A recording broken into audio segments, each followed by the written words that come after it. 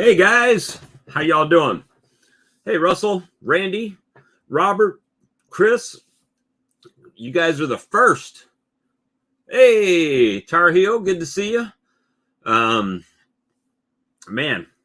things are starting to get real around here, guys. They are starting to get real. Google says it's supposed to be 29 degrees tonight, and I just made 11 splits. So that's typical how it works. So, but why did I make 11 splits? Because I've got 11 queen cells in the incubator, right? So went ahead and made those nukes up to introduce the queen cells in a couple of days. And because it was cold, if I would have waited till after the cold, well, then the queens are hatching. So I had to do it today to give them a couple days without a queen. So if they decide to make some cells, I can go in there and knock them down and introduce my queens. So it's one of those. So I've been in close contact with James today, and doing a little bit of he's been consulting me, if you will, to the funny thing is I've done these splits for the last 5 years. Hey Steve, hey DC, Mike, I've done these splits for the last 5 years, and this year for some reason I just need that reassurance, right? That validation on my plan. And so it's a good thing to have friends to be able to call and talk to. And man, I just realized how blind I was looking at my glasses through the computer. Hey, Jeff. And to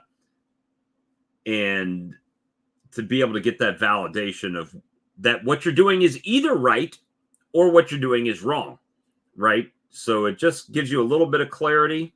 And sometimes what you're doing might be right and still end up being wrong, right? So it's kind of crazy, but things like that happen. And so today it was cold in the morning. There's Charlie. Hey, Charlie. How was dinner? Wasn't bad. Wasn't bad. I can't believe you missed the live stream. I was at dinner. I know. We were just getting there last night. I didn't even know nothing about it until actually I read your text this morning. Well, I didn't know Michael Palmer was coming on that stream until about an hour ahead of time. He said he might come. And then he ended up coming like a few minutes after I was on there. He came. So, hey, Tim. So, Hey, yeah, Russell. today was the day. I had to make a decision, right? Because it's going to be cold for the next couple of days. And that would put me right up to the time my queen cells should be hatching. So I wouldn't have had time to get all the work done I needed to do to be able to introduce queens or queen cells in that timely fashion, right? Mm-hmm. So today was, well, do I split or not to split? That is the question. Well, today we got splits. I took that triple deep colony. It got split. I made 4 nukes out of it and left a mother nuke, right, with the queen. And then split some other colonies. One of them I was really shocked at. I hadn't been in it. It's just been sucking, right? I didn't care to go in it because the queen sucks. That was my opinion. These carnies suck. That's what I was saying. You guys heard me say it over and over and over again. I hate these carnies. These carnies suck. Well, I went in there today because what we were talking about is if they suck and there's 6 frames of bees in there in brood, I was going to split them and crush the queen, give them cells, right? Just get rid of the suck. Right. Well, open that bitch up, 10 frames of bees in there. I was like, son of a bitch. Now I can't kill you. I got to keep you. You kicked it in and you're doing great, right? So different type of bee than the other ones are, I guess. Absolutely. So needless to say, no queens died in the filming of today's video. I didn't kill any queens. Hey, Jeff. I just made splits. So now I've got strong nukes that are queenless, right? Strong, like 3, just like you would buy. 3 brood, 2 food. That's what they got. Just like if you went and picked up a nuke from wherever you're buying a nuke, it should be 3 brood, 2 food. That's what I've got without a queen, right? So now I'm giving the queen.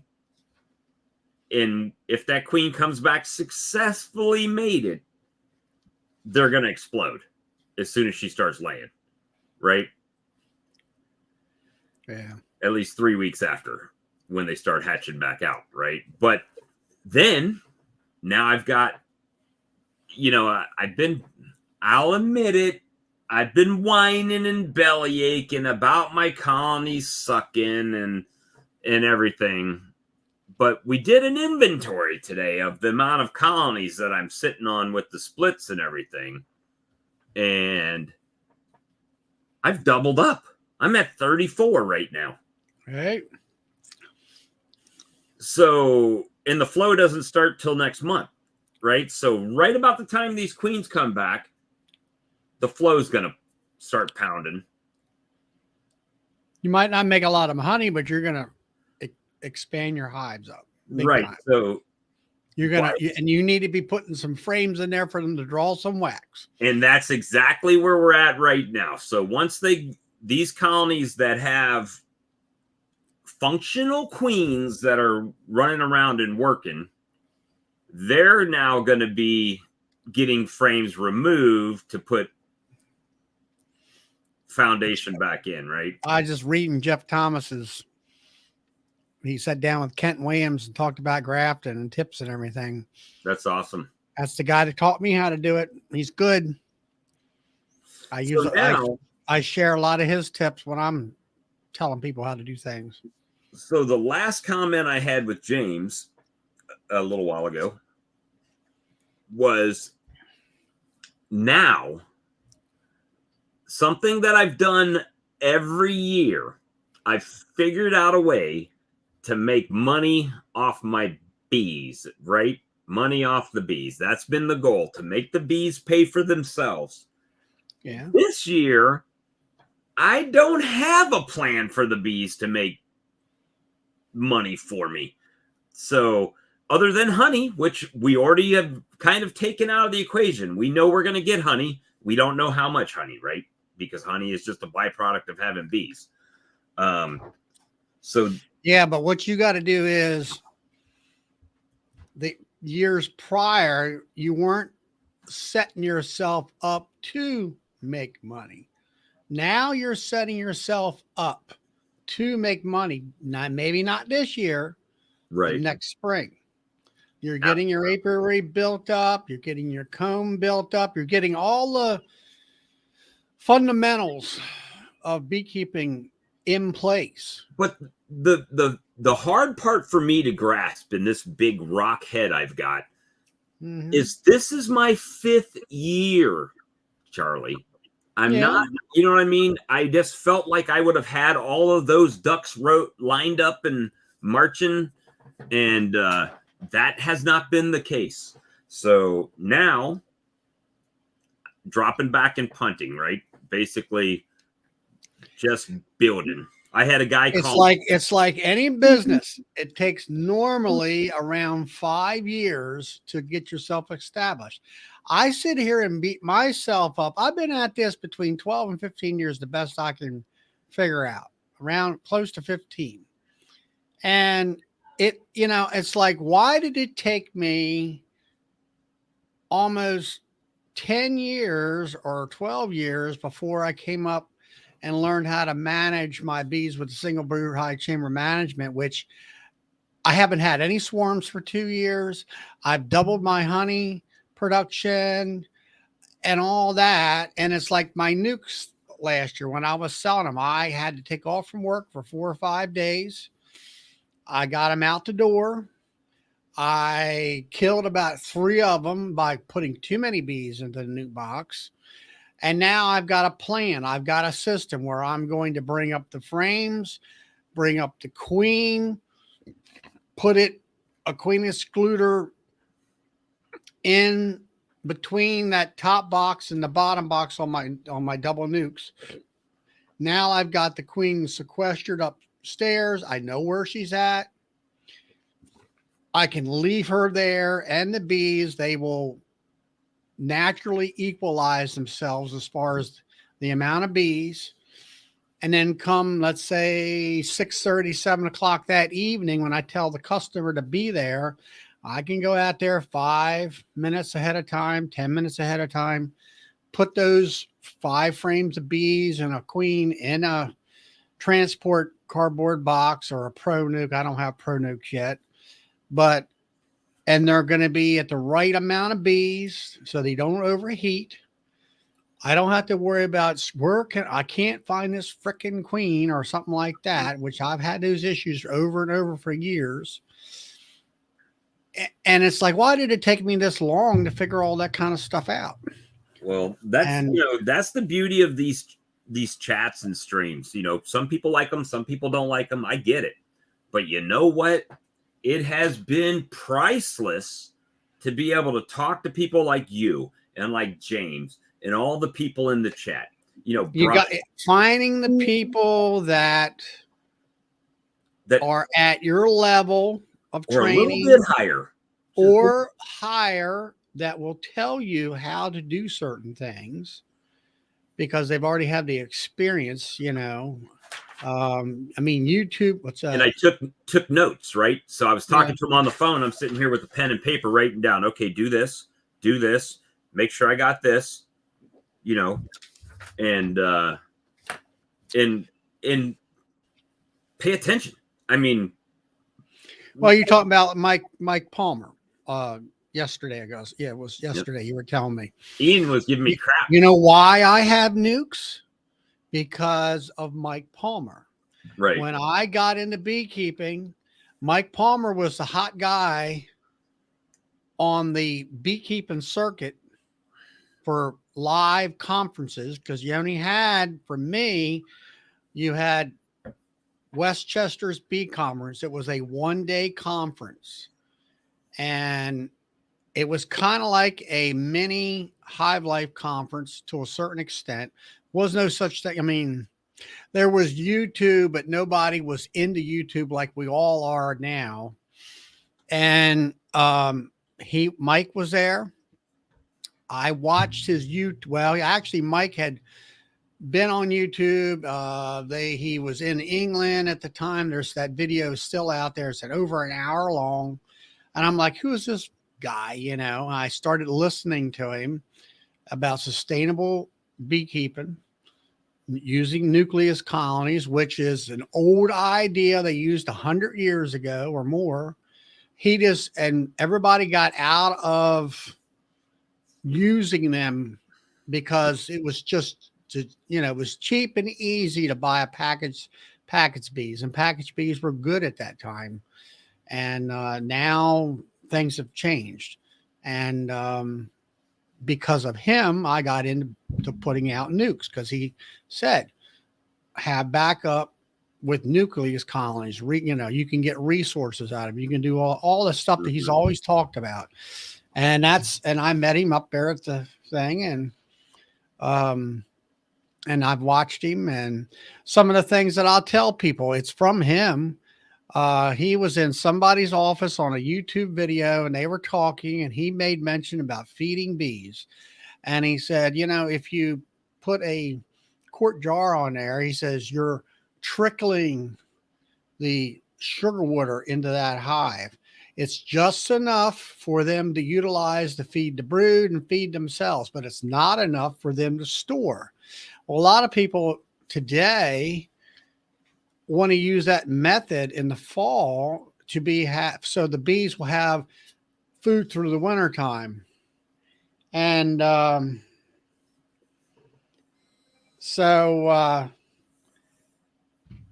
that's why I tell people, I said, if you put a top high feeder on, that's what I use. You can use other things. Right. And it flips the switch in the bee's brain. Oh, it's got so much as we want. Well, it's not so much that. There is so much coming into the hives, we can't eat it fast enough or utilize it fast enough.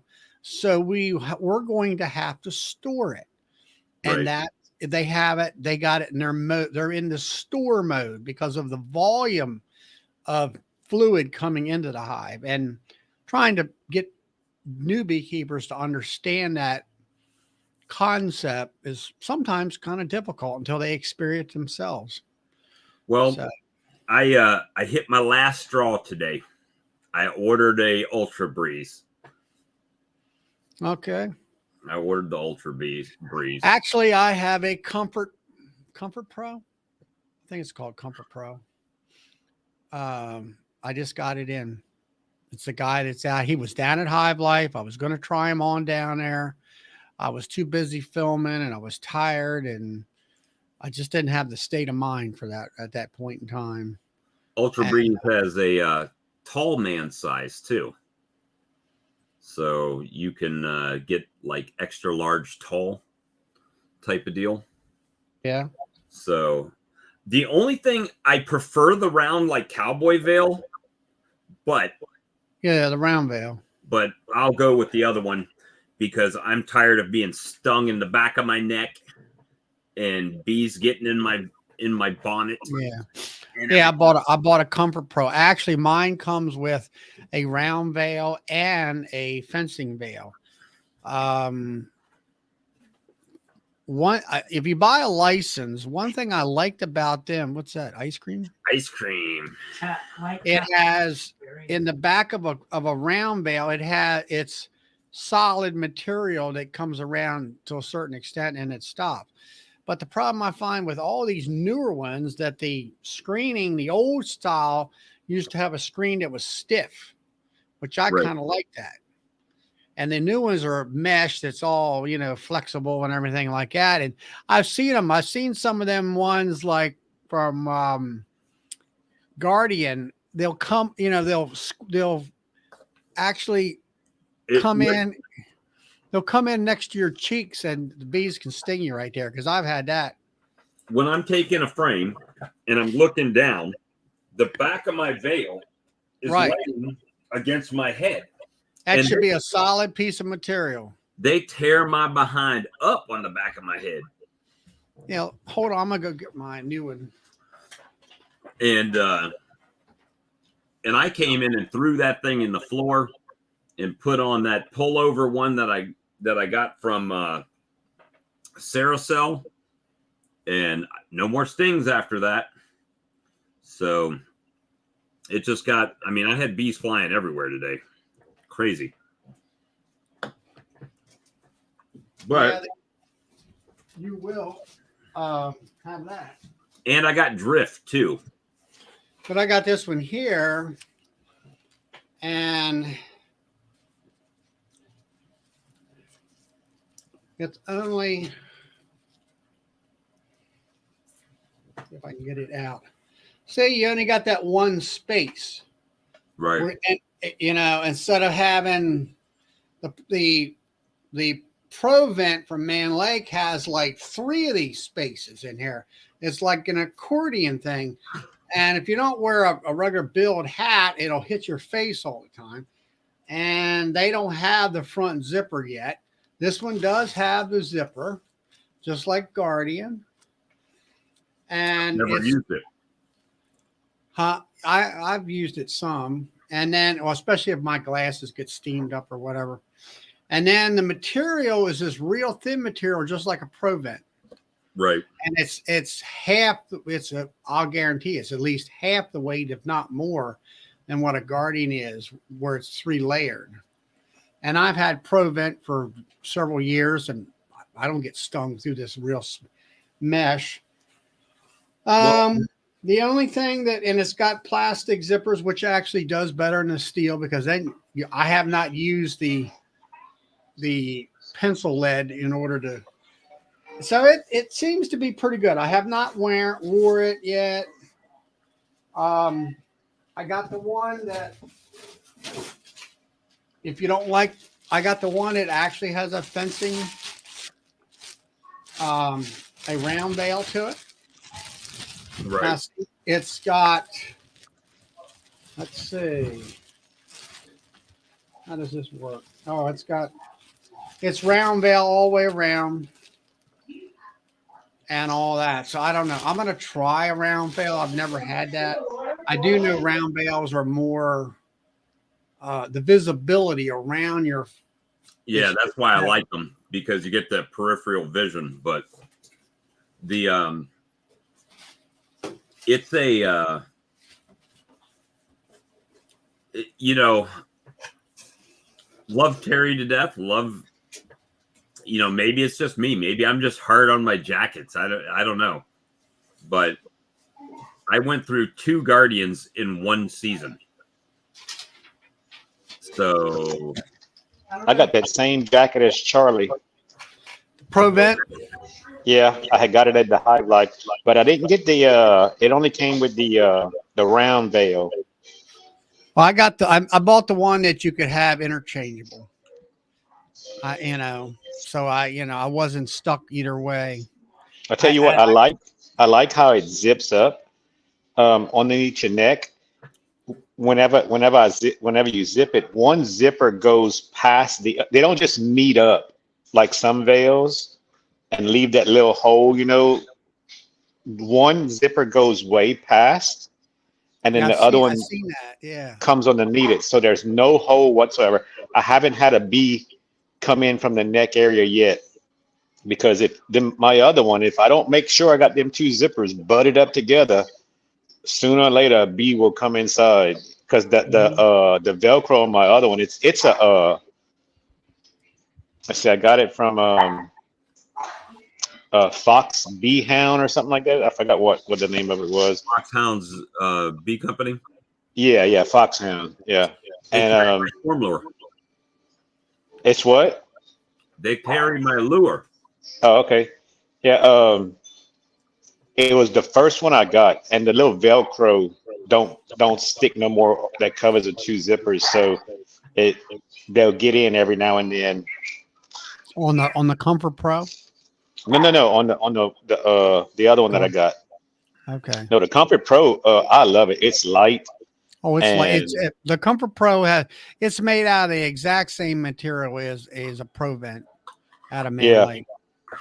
Exact same um, stuff. The only problem is I don't like Provent the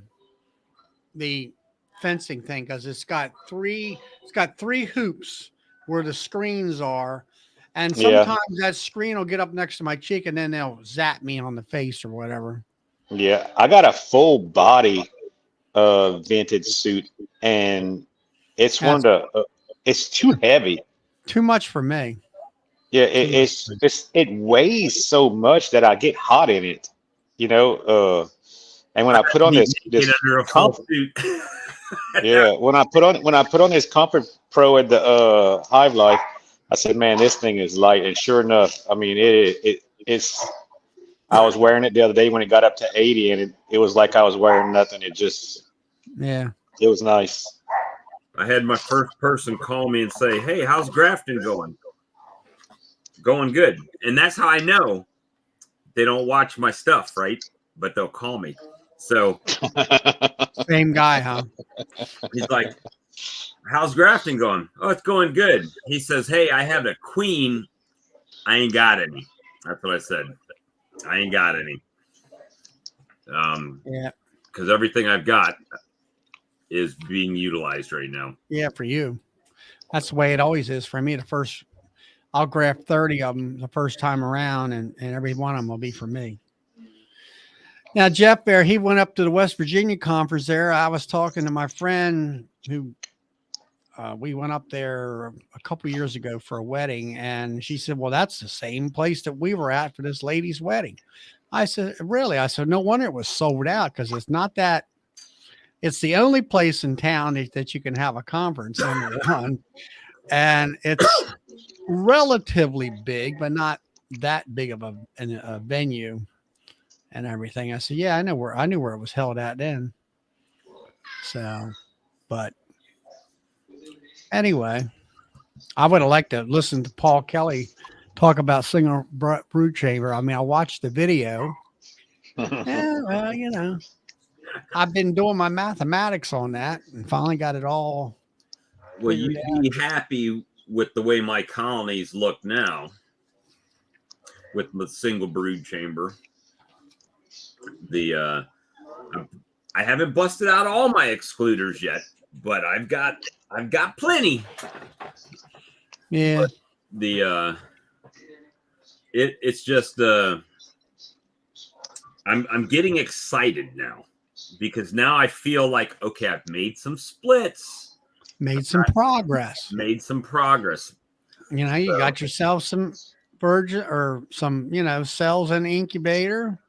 Yeah, I took 2 of those out of there today and put them in cell protectors and put them into some mating nukes that did not have a queen. So you're going to let them hatch out in there then? Yeah, I figured they'll keep it warm, and that hopefully that'll stop them from doing anything crazy. I don't know, but they're Hey, Blaine. But I found 3 of those original queens cells. 2 of them are back. One of them came out of that nuke. My cell starter, that queen. They're walking around in there, but they haven't laid any eggs yet. All 3 of them.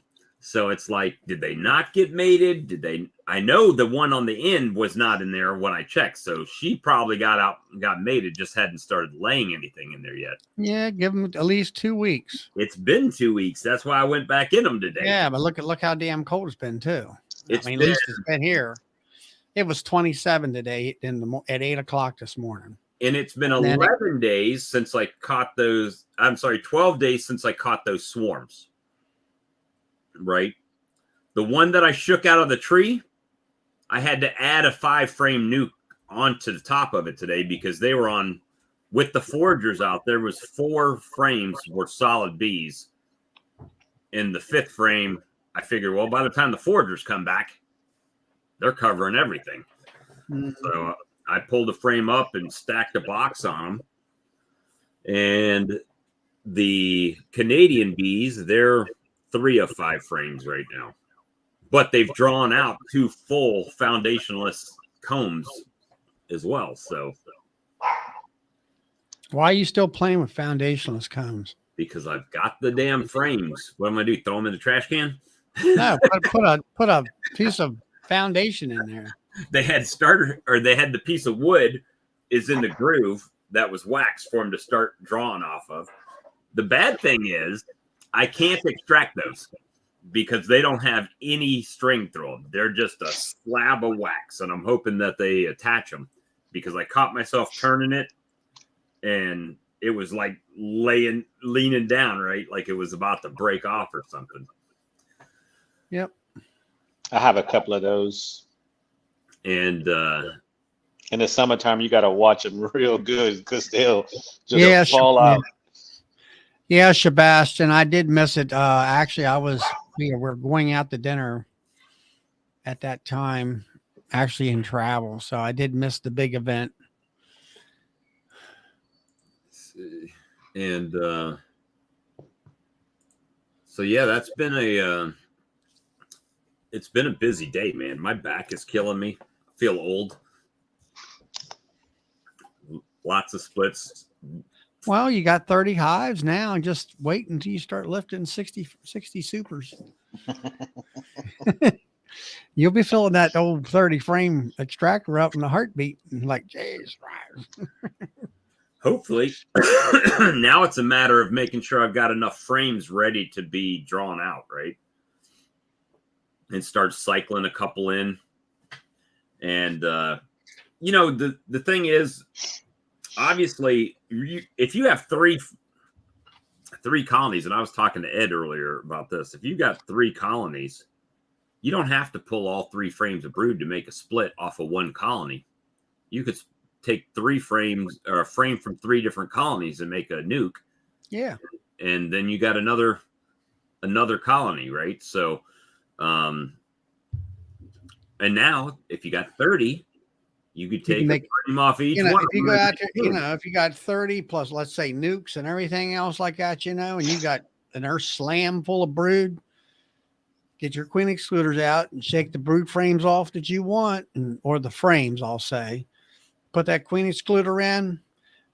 You start it. If you're going to do all 30, let's say in the one day, by the time you get to the other end of the 30, go back to the number 1 hive that you started with. The bees will be populated by that time because you'll be within a half an hour, they're populated. And you can pull that bunch of donor frames right off of there. Hey, I tried to be, I tell you what, I told James, I said, well, I got all these pro nukes. I could just make the splits into pro nukes. And he's like, no, put them in your 5 frame boxes. He's like, use those on other stuff. Hey, Chris. Hey, how's everybody doing? All right. Good, man. Busy. I don't have any experience with a pro nuke except for what I'm listening to you guys talk about. I'm like the condensation issue. I think they're good for what they were intended for, I presume. And that's just, let's say you need to catch a swarm with them. So quick and easy that you can lock up and keep the bees in there better than a cardboard box. Well, that was the reason I wanted to do it, because it's so easy to just close them off, right? I don't have to cut any hardware cloth or stick anything in the hole. I just close them down. Right. And they're designed for that, and they're a good shipping box and stuff like that. They're sturdy for that now, and all that. But as far as trying to keep them, there were some people I used to hear, they used to take like Man Lake's wax coated cardboard boxes, and they were using them for a hive, like a 5 frame wooden hive. And I'm like, I saw Cayman do that. Cayman was using it as a cell starter last year, or when he was doing that series, he was using those as a cell starter. He was using that Jester. That's more of a it's a nicer box. Yeah, the Jester.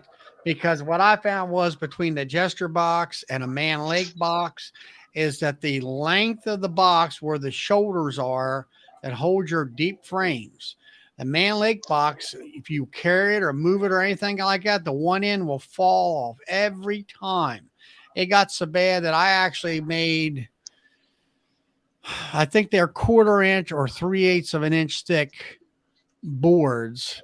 And what it looked like, it looked like a croquet wooden hoop, because I cut a loop out of the center so the airflow would go through them screens, and it went across the top. So I would use some of them, I would use 2 of them on each, one on each end. Most of the time, as I got used to them, I would use one, and it would fill that slop space in their box in order for those frames to not fall down. Because here I am selling a nuke, and one of them suckers fell down. Well, guess what was underneath of it? The queen. It was a freaking queen. And there goes my sale right out the door. And I was like, what a piece of junk. And then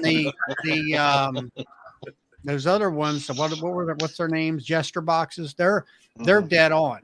You put a frame on them, they're nice and snug, as far as, keeping the frame from falling out and all that.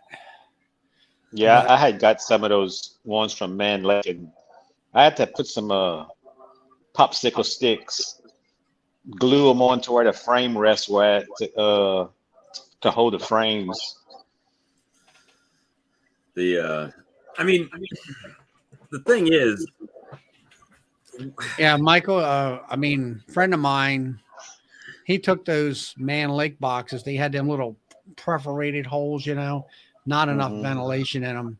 Well, the Pro Nuke. What he got a 6-inch hole saw, put it on the end of a drill on both ends, and then he put 1/8-inch hardware cloth. He got them cut.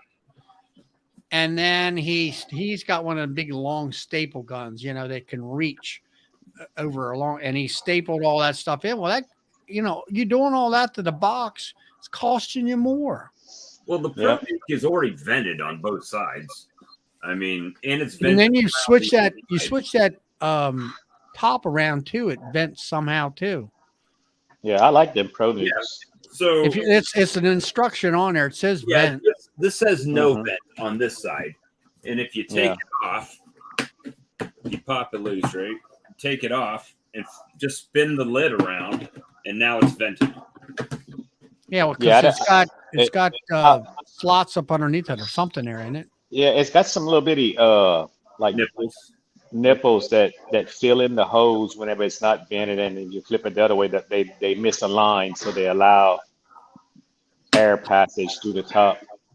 And then you got your frame rests here that come in. Now those holes on the side, aren't they vent holes too? Going up the edge of the thing. Yeah, that's the part. Well, that's what allows the lid to vent.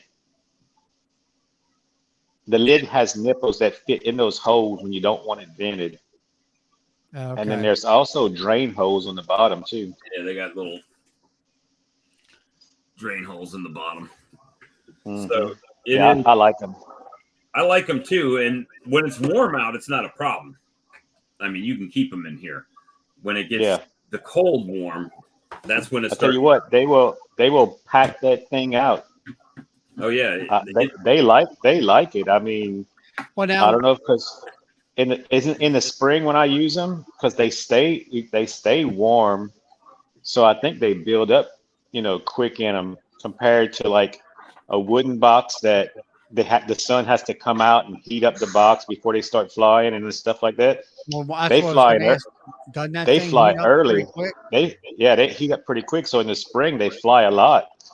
And because you'll notice your nukes in the spring don't do a lot of flying when it's cool mornings. Your big hives will, right? But your nukes will stay shut down. But them Pro Nukes, them bees are flying out of that thing in the morning because it warms them up.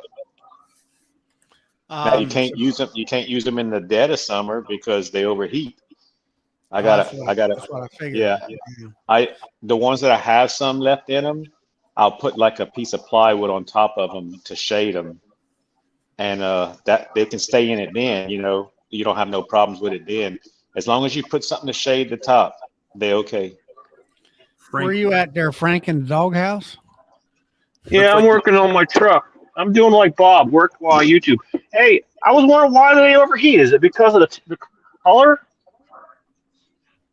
I think it's just because they're plastic. That plastic absorbs the heat or something. I don't know. Maybe because of the color. I don't know. Well, it's But I made thin. it. So there's no R rating on it, right? Yeah. So I mean, Because I had left some out.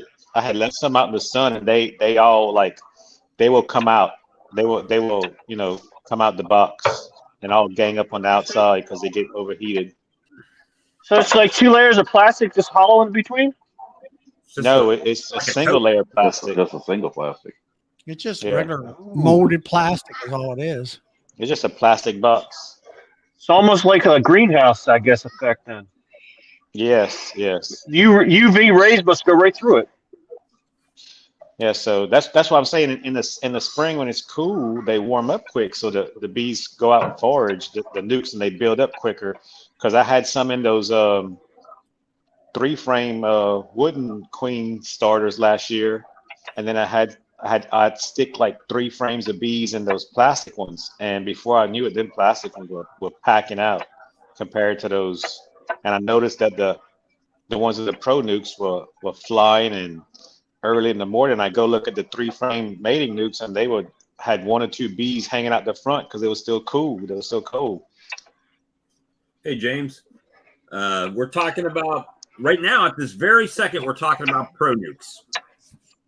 We were talking about bee suits. Yeah. And then we're waiting. So they won't make a good trap. So we're waiting They on won't. James to come in to say what a dumbass I am. I don't think they big enough for a trap. Well, I mean, I just get spare wood and I make my own 5-frame boxes, so I don't buy any of those. It doesn't take much to make those. Well, you caught your second swarm. Yeah, I caught that yesterday. I just wanted to verify it this morning when I went out there, and they're definitely bringing in pollen and nectar, and I put some honey up there just to see how many were in it, because that brings them out of there. Right. And it was like, I don't know, 100 of them just come out and just started gobbling up the honey I put on their little shelf. So I just moved them tonight over to where I'm going to put them in a 5-frame. I really don't know how big that swarm was, so now you got to put another trap back up there, or you already did that? No, I got 2 other traps out still. So as soon as I get it out of this one, I'll get it cleaned out and try to get the pheromones from the other queen that's in there out of it, so they don't decide to go back to it. Can't make them for the price of a pro nuke. Well, James got his pro nukes for $9 a piece. So, oh, that's pretty cheap. Well, that's only half of the story. He ordered 400 of them, so it was like 500. Oh. Yeah, that makes a big difference. So yeah. So I had got mine pretty cheap too. Man Lake had a special on them one year, about 3 years ago, and I think I got them for like $12, $13 a piece. Oh, that's cheap. I paid. Yeah, so I bought 20 of them, and that. they were $19.95 a piece. So it cost me $400 for 20. Yeah, they've gone up a few dollars since then, but everything has. Well, I think I'm getting ready. Good thing about them though, they don't rot. I mean, I put them up in the shed every year, and I just break them out for the spring just to make my little splits, and put them back up. I guess if you would leave them out year round, they would get brittle, from the sun.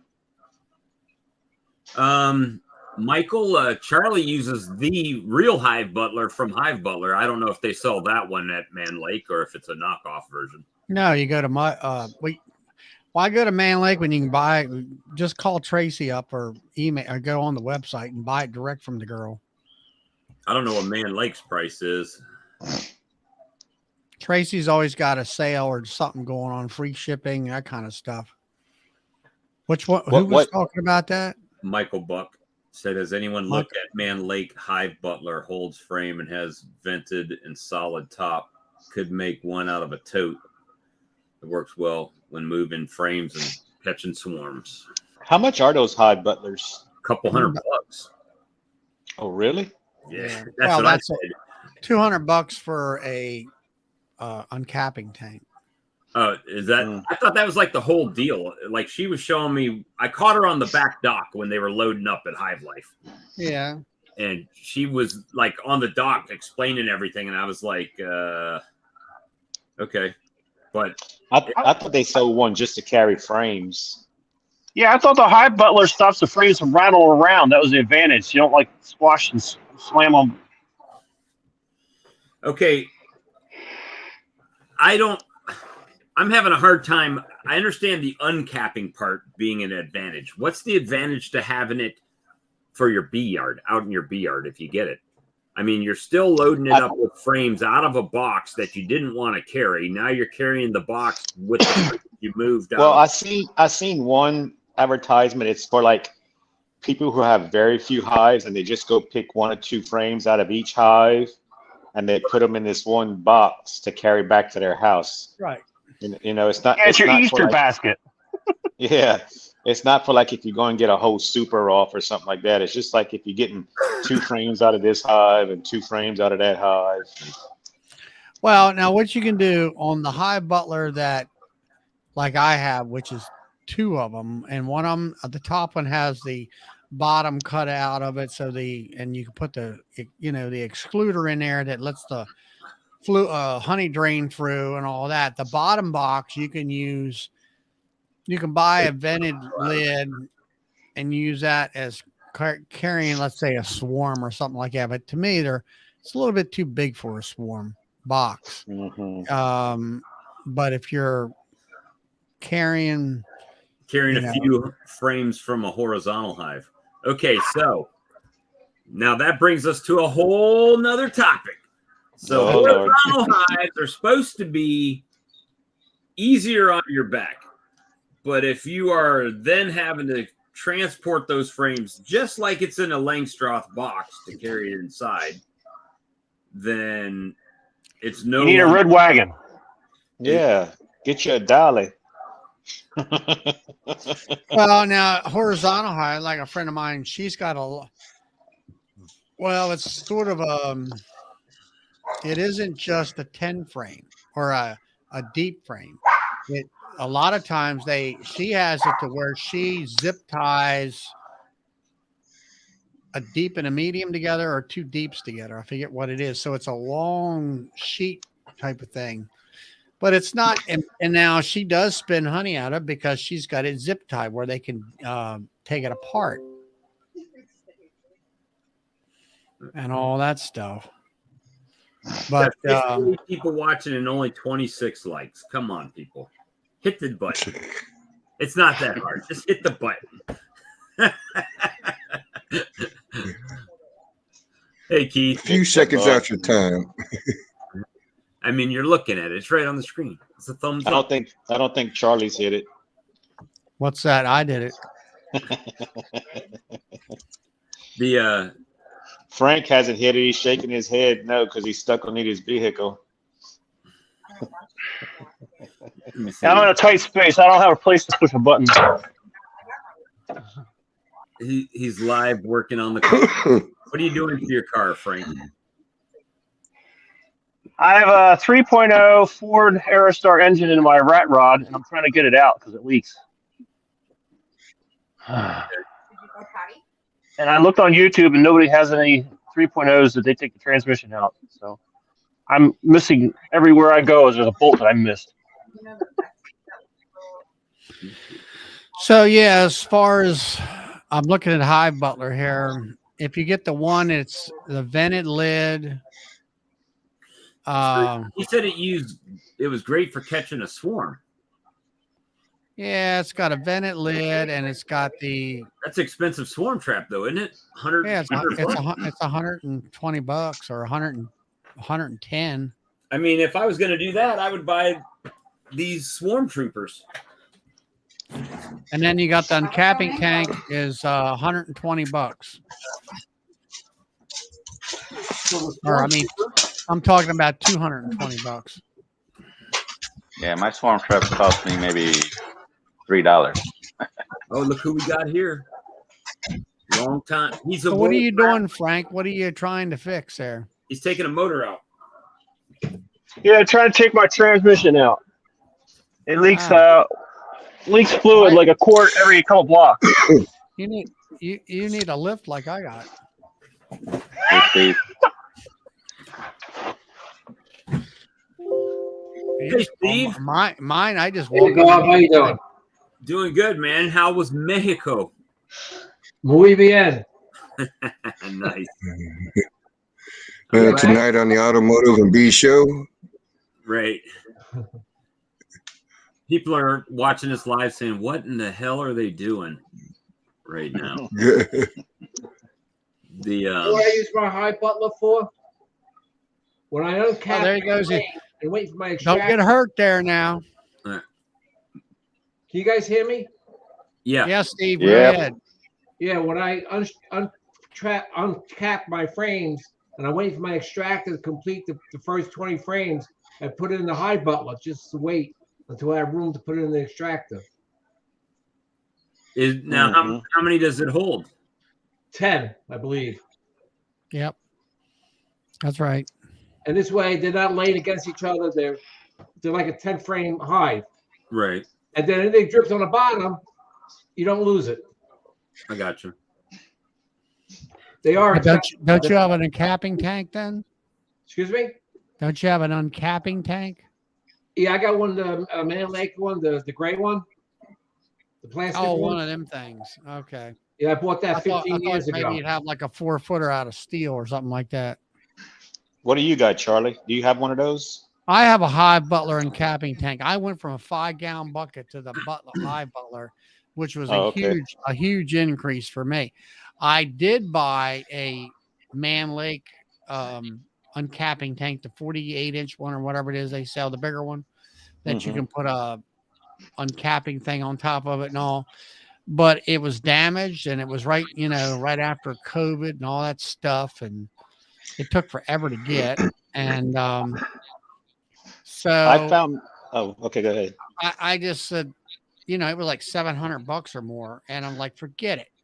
And I got to looking at the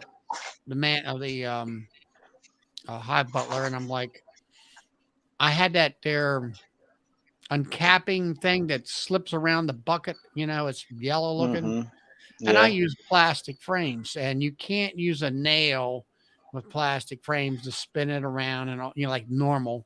So I said, you know what? I can take 2 frames, put it in a Hive Butler, screw that thing down to that, use that as my rest for my when I'm uncapping, and I use a Maxant plane, uncapping plane. But I'm like, who was it? They went up to Pierco with uncapping knives or whatever it was. I think it might have been Brian, I think, out there in Colorado said, you make one like that, a plane that's got a heat regulator on it, I'll buy it. And I said, you know what? I'll buy it too. Because you got to be on top of it all the time, that about not getting too hot and all. Yeah. I made me a uncapping something like the Hive Butler, but I went by a long tote from Lowe's, and it's a heavy duty tote, and I made 2 railings on the inside, and I bought me another valve like you got on your buckets, your 5-gallon buckets, the little orange ones, and I drilled a hole in the bottom of the tote, put one in there, and then at the bottom I made me 2 railings with 2 queen excluders. That way the wax falls on top of the queen excluders, the honey drips underneath, and then it goes out the valve at the end of the tote. And then my frames just sit at the top of the tote, dripping, waiting to go into the spinner. Grade? Is it tote food grade? It's just a big old giant tote that I got from Lowe's. It's one of them black ones. With the yellow Like my open feeder tank. Yeah. Almost similar to that, except it's a long one. Because I can put like 20 frames in it. sitting there Yeah, as far draining. as a lot of folks are talking about uncapping while the other thing's spinning and holding the frames and that thing. And I'm like, I'm by myself. I uncap the 18 frames. I put it in I'm uncapping and putting them in the extractor at the same after every time I do it. I don't let it sit and drip. And I kind of weight it, kind of when I'm handling the frame. Is it a heavy frame or a light frame? And I get that 18 frame extractor kind of balanced out that way. Sometimes I really get lucky and I can, really, really nice. And so anyway, I got to thinking about it when I was looking at $800, $700, whatever for the steel one and this $200 job. And I'm like, I'm going with the $200, it's good enough for me. And then once I got that extractor loaded, I'm tired of uncapping. I'll sit there and work with the extractor, and I can only do a couple loads in the evening at the time. So the way I work my extraction line, it works for me. Well, that's the most important part of it, right? But not to shoot you down, Charlie, but $700, that's only 70 bottles of honey. I mean, that's your math, right? It's only $2,600. That's only 260 bottles of honey. Yeah, well, that's true. Not down here in Louisiana. That's like 500 bottles of honey. Yeah, I'd be exporting. They cheapos around here. Well, I mean, you have to kind of, depending on like Bob's got that little room he made into a honey house and, that kind of thing. If I had a honey house where I could, keep all the equipment there and not have to put it away for the season. Only 3.5 nukes, 4 nukes. That's what they're saying, Charlie. What's 3.5 that? and 4 nukes. You have your uncapping tank. Well, what I got right now works for me for the amount I do and all. I'm gonna have to take a road trip before long with a U-Haul. Apparently, I'll be coming to see either Charlie or Steve and say, "Hey, let's run over to Man Lake and or Better Be and load this U-Haul down so I can drive back." Probably be cheaper. 35 queens. There you go. That's the B math. Man Lake has a better store. Has a better store? Yeah, the Better Bees are just a little thinking place. Most of their stuff is mail order. I gotcha. Well, I can tell you right now, I've been up to Man Lake up at Wilkes-Barre. The last time I was up there, it was all about chickens. You used to have a floor area that had all their, you go in there and you could check out their extractors and all that kind of stuff. Not anymore. Oh, really? Wow. Not since they got into the chicken business. And they're all about chickens, and the area, they might have 1 or 2 extractors sitting there, but not that many the last time I was there. Hey, Michael, you said it's hard to get $10 a pint there? It's not here. Yeah. I mean, I'm 80 miles east of you or west of you. And when they go to the court here. Yeah, that's what I tell them. It's just, this is the price. Well, can I get 2 for 20? Nope. You may not. Court here is $27.50. Dang, I wish I could get that here. There he's back. Now he's outside. Now you're talking firewood? What about firewood? You said a cord. No, quart. Let's see. Russell. Let's see. Is it much faster than the pails? It's not so much the speed. It's the bubbles. No, in a 5-gallon bucket, I had paint strainers. So I'd put the paint strainer on. I'd put the uncapping tool that wraps around the edge, which makes it square. You uncap into the paint strainer, and then of course the honey is leaking out into the bottom of the bucket. And then I learned to put a gate on the end of the bucket to drain the honey out. Over time, the strainer gets heavier and it starts to creep in. And now your wax is going into your honey, with the uncapping tank, like my Hive Butler. You've got the top tank, you got the honey. It's a screen that's got holes drilled in it for the honey to drain through. And then of course the bottom tank holds the honey. And I can have multiple boxes of uncappings in the top of that box. And over a period of 4 or 5 days, it will drain all that honey out. Now I go in there, the top cappings will get real dry, and I'll kind of like fluff them cappings up every day or two, and to let that honey drain better. And then the stuff that's kind of pretty much dry, I pull it off and put it in a 5-gallon bucket and take it out to my solar wax melter. And what I'm getting at is the honey that you capture from easeability from the cappings.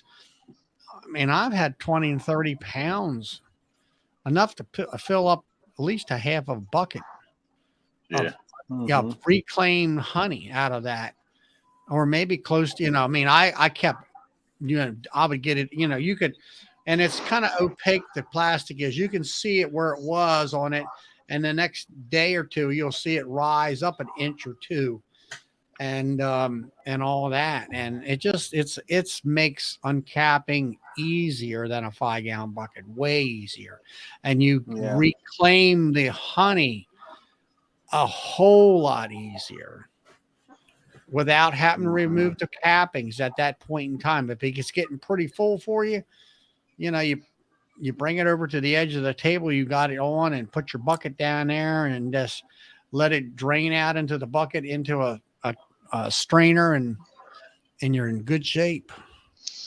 And also, that's the major advantage to that. It's way better than a bucket ever thought about being. I got the with my uncapping tank that I bought last year. Once you uncap it, the cappings get stuck on the top, at least the big ones. And then I just leave them there and they just drain, right? I'll go turn them or something. Yeah, that's what I do. And the same thing with this here Hive Butler is I'll go in there and fluff them up.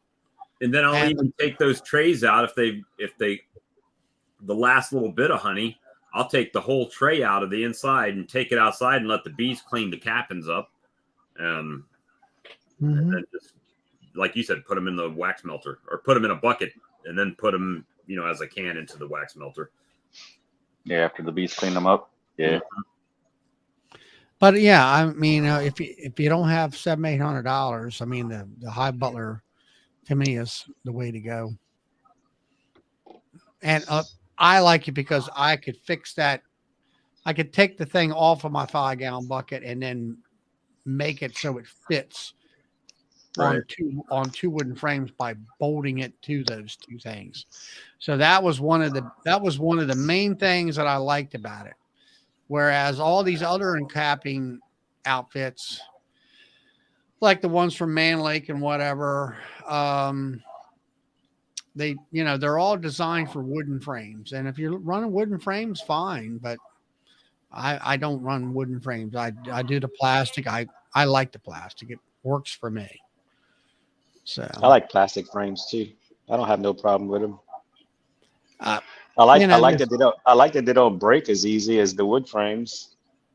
Yeah, I mean, I buy the all plastic. I mean, I'm not, like there was a Facebook guy. It's time, and I went and checked the picture, and here it is. He's setting up. He's got his roller over here full of wire. He's got his wooden frame, and he's going to sit there and wire up a frame. And I'm like, really? I do those too. I'm like, no, I'm not. I ain't got the patience to do that many frames with wires and stuff. I mean, I only put one in each box.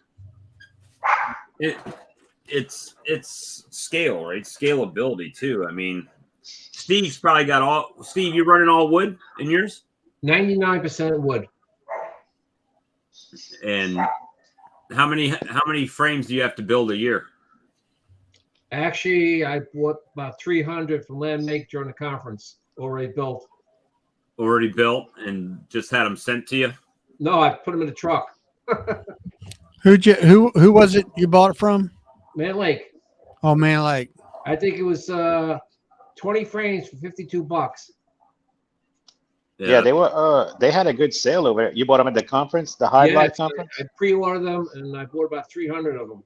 Yeah, I bought some medium frames from. They was all out of the deep frames, and it was a good price for 20 frames. Well, you bought them at the conference. I pre-ordered them. I think it's a little cheaper. I paid a couple of bucks. I bought them at the conference. But did you pre-order them from the conference? No.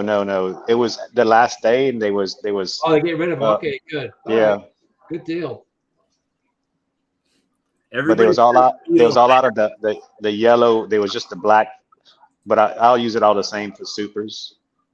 Everybody says color of plastic on the plastic, but I've had the same thing on wood. They run down the little tracks in the bottom, right, with hive beetles. So I haven't met anybody that's got wood frames that doesn't have hive beetles if they live down in the south. So they do I have don't have a big problem with beetles at all. I haven't heard of them, Michael. Nope, haven't heard of them. I buy all my frames are blacks. I don't care whether they're honey soup. Well, everything I use is pretty much mediums, and I'll use black in the honey supers, black in the brood chambers, as far as the mediums go. And then my nukes are all deeps now, pretty much. I was running a little bit of both at the time. So, but black, you can see the eggs 10 times better. Yeah, that's why I use it. If I'm using foundation, I mean, it's like having, when you have black, it's like putting a magnification unit on. You're like, boy, there's the eggs right there. I love that. You get them yellow frames that most everybody gets. Like, where are the eggs? I can't see them. And if you got try my white frames, the white frame, I had a few of them white frames. That was the worst mistake I ever bought. I got white frames for my supers. I got a couple of those. I don't even like them. I don't like white at all. I put them to the outside. I'll take black or yellow. Yeah, I'll take the black over any of them. No. I buy what's on sale.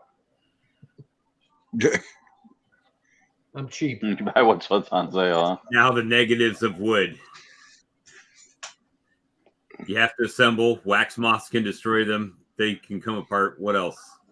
I don't think there is a perfect thing, unfortunately.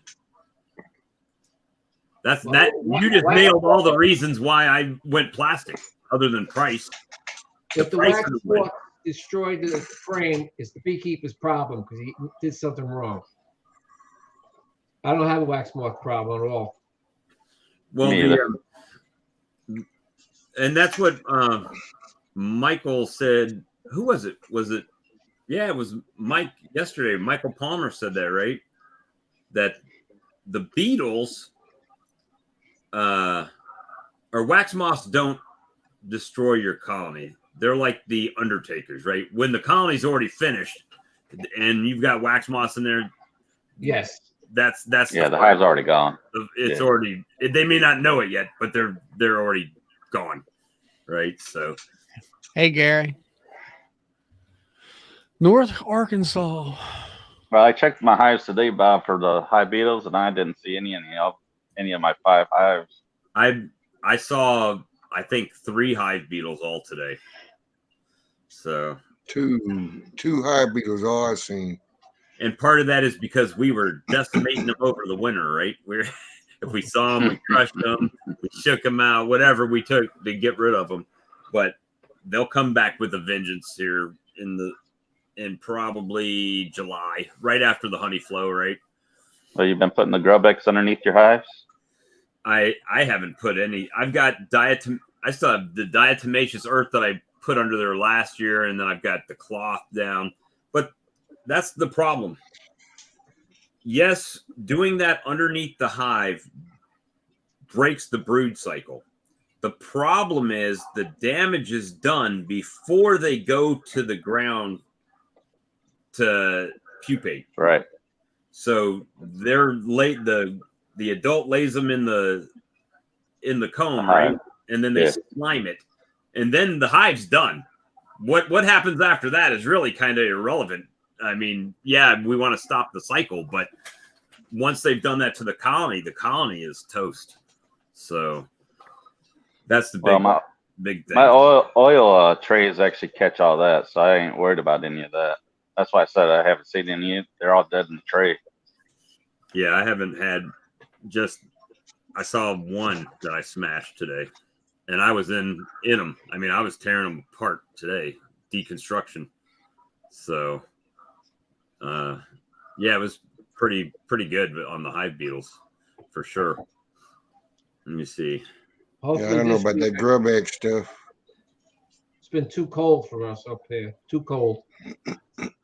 Well, when's the temperature supposed to start changing for you, Steve? It's in the 50s this week coming, starting Tuesday. So they'll get out and start pooping. Oh, they'll poop at 45 because I check my windshield. It's on the truck, right? That's for sure. And I'm happy when I say it, but I hope my neighbors don't realize that's where it's coming from.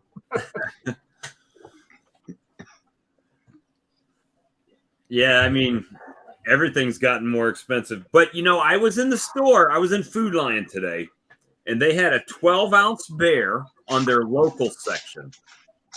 And it was $8.49, and it had a unit price of $11.50 a pound in the grocery store. So I sell mine for $10 a pound, and I'm cheaper than that, right? So, my thing is that my honey's not going to go bad. If they don't want to buy it from me, then they can go drive somewhere else and find it.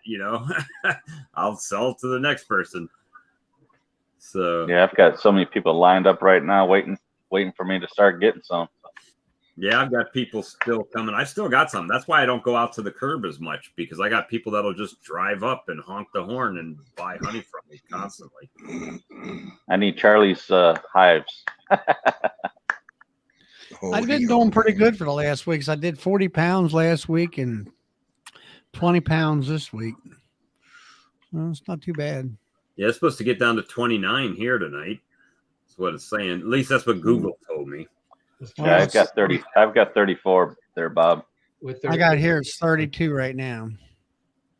So hopefully my, as long as it don't freeze. My split should be fine, because I made it. Made them strong. So I'm more worried about my garden. Garden freezing. Yeah, they're already starting to pop up, all my vegetables. So it's gonna be a very interesting year. Hopefully I didn't bite off more than I can chew, is all I'm saying. So I still owe you 2 nukes, Bob. Yeah, I got 2 from you. I got 20 coming from Mark Andrews. I've got my splits that I've been doing. So my yard's getting ready to be very bee heavy here soon. So hopefully I got some that want to buy some, that come and get some. Well, you got more room now that you don't have your chickens. Yeah, last time, I'm going to tell you, if you go back and look at my very first beekeeping videos, my hives were all along my back fence line back there. And they did outstanding. They were growing. Everything was great.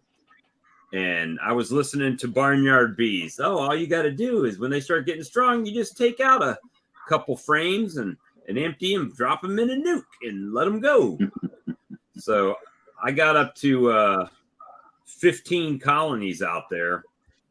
And then the hive beetles just decimated them. And I ended up overwintering 4 nukes out of 15 colonies. And So I still haven't fully learned my lesson. I'm learning it now after 5 years. And all right, so there's boxes of bees and then there's boxes of bees, right? So if you look at most, I'm not saying Cayman Reynolds and some of these other people that have like hundreds of bee colonies, but if you look at most people's YouTube videos, mine included, and they pop open that top of on the box and you're looking at their bees, it's like, where are they? You know, they're not on the top frames mostly. They're just down in between the frames doing whatever. But then you go to someone like Bob Binney's yard, who's north of me, right? And he pops his box open, bam, it's just packed. Why is that? Well, they don't split them weak like we do. We make splits. Oh, well, I can just give them 2 frames and, you know, they'll make a queen cell and they'll come back. The problem is, while that's happening, that 30 days, they're weakening the whole time. So when she does come back, if she comes back and she starts laying, it's small. It takes them a long time to grow.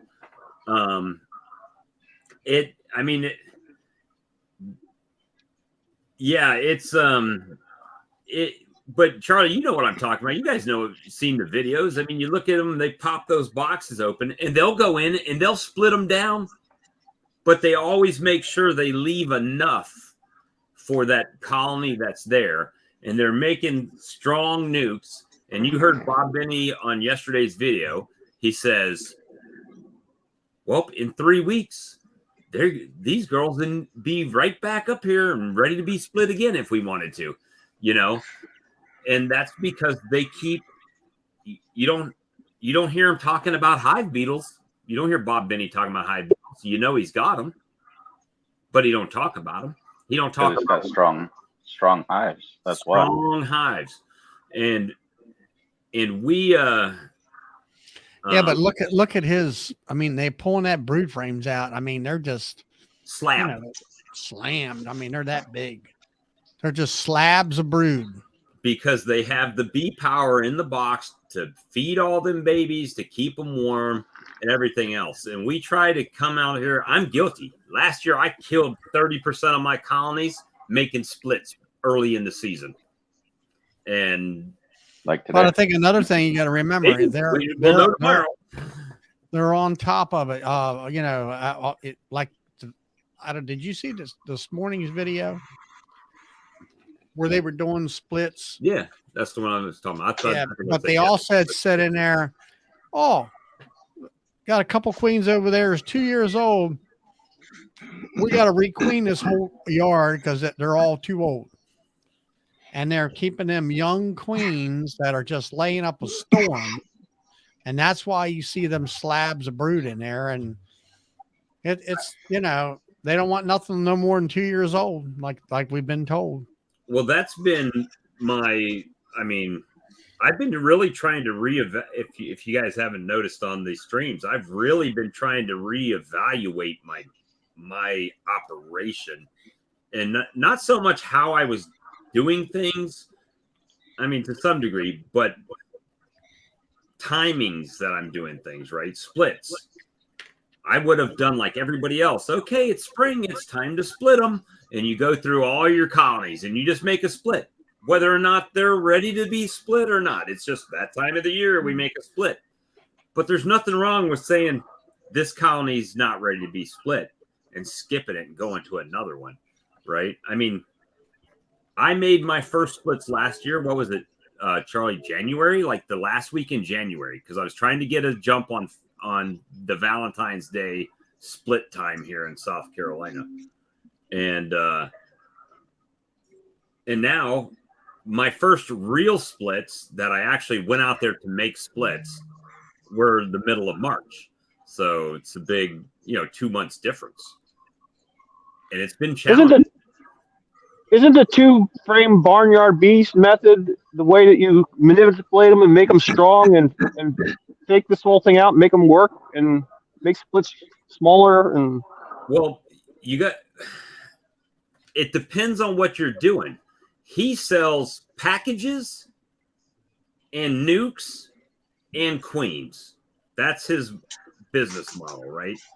So he's making 2 frame splits and walking away, not grafting. He might graft, but he's not grafting those queens. I think Jimmy's doing the grafting. But at least he was in the past. But then you watch some of his videos and he says, now you can only do these in the spring like this, right? But it's not all of them. He says, oh, if you want to make a split, you just take this frame, take a frame of brooding bees and eggs and put them over and put a blank foundation with a starter strip next to it and, walk away. It's a walk away split. Well, that's so good. you're saying is the timing. The timing, we can't just do it anytime we want. We only got to do it when it's the peak of the time. Well, I mean, when the bees, and that's been the hardest thing for me, is the bees don't read the books that we read, right? Or watch the videos that we watch. So you split those when the bees tell you they're ready to be split. When they're full, yeah, then you can split them. But you don't just go in a colony and say, oh, it's that time of the year again. I need to make a split. No, you don't. You don't have to split those bees. Matter of fact, the ones I split today, I didn't have to split those. Well, I did for my queen cells, but if I didn't have queen cells, I wouldn't have had to split them. I could have just threw a box on top of them or checked them. Yeah, because more room. I lost 7 out of my 12 this year. And it's because I split all mine in September and let them build up just at the last minute. And I did the Apis biologics because they had no food because they were like tiny and they had nothing. You're way too late. Definitely. Yeah. You're in my area. I mean, I wouldn't think about splitting anytime after July. June would be the last time I'm thinking. You got to have June, July, and August. You might not have it. You might have a nectar in July and August too, like me. But June is when you would do your splits because you need that time by September. Fall is here in Maryland, and you're in New Jersey, and you're pretty much the same area I am. You need that time for them to build up, and you better be feeding them on top of that too. Oh, I had Apis biologics frames. They were pack solid. They had like 4 and 5 frames of Apis in there. 4 or 5 frames of what? Apis biologics. Apis biologics. I dyed it with red dye so I could tell where it was, and I could see it was all Apis. Did you treat them for mites? I checked them for mites, and they had nothing. They had like maybe 1 or 2, so I just left them be. But did you treat them for mites? You didn't treat them. I did not treat them until near the end, around October or something like that. I hit them, even though they didn't have any. So it could be that they built up from 1. Maybe they took 1 mite and went gun-ho. I don't know. Well, like I say, if you made the split in September, that was way too late. You were months. Yeah. You should have done that back in June. Yep. Shoot, I probably get away with something like that in September. And it wasn't just the Apis ones died. I had the ones I fed sugar water with. They died too. So it wasn't just the Apis. Yeah, but it's the time of the year, and the number one thing is it's June 21st. What's so magical about that date? It's when the days start getting shorter, less forage time. That's when the queen takes a nosedive when she comes to land. And when you split, what queen did you use? A new queen? New queens? No, they just slow down laying eggs. No, when he split, what did he do with the split? What'd you do? Steve wants to know what he got. A queen or a mated queen or what? Yeah, I had mated queens, and I've been working on them as much as I could all summer, trying to get more hives. And I got to the point where they expanded, and I said, "All right, go for it." So I got a queen from here and a queen from there, and your queen divvied everybody up. Your queens? Yeah, my queens. I did like the walkaways and the try and raise by putting the eggs in the little queen cups. You're talking about swarm cells, is what you're saying, right, Frank? Yeah, I did swarm cells and I tried the queen cups. You know, I've done all kinds of playing. Whatever worked, I kept. Queen cups. You mean where they grab- have? Yeah, you take a little dowel and you dip it in the wax and you make a little cup out of it. And You graft it. yeah. Hey, cat, we don't. Go away, go away. Yeah, well, like I say, September is biggest way thing too is late. timing, right? You should be well established by September. You know, Yeah, I you should figured be- with all the tools we have, we can do whatever we want, but apparently not. You just gotta let the bees tell you what to do, I guess. No, you got to understand. You know, The it's science like behind it. you got to understand when things are going on in your environment. It's just like right now. I talked to some beekeepers today, and they were saying, "Well, what are you doing?" I said, "Oh, nothing." I said, "I'm going into my nukes. I got 14, 15 nukes out there. I've been feeding them since February because they're on a little on the light side. I checked I got a dozen honey hives out there. The ones that are right behind me there, I went through them on a Sunday several weeks ago. That was like a 55-degree day.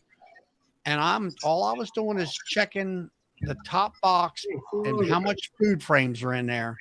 And the first time I checked, they had between 6 and 8 food frames. Now, the last time I checked, they're right around 5 in the top, you know, and then there's some open brood areas in the middle.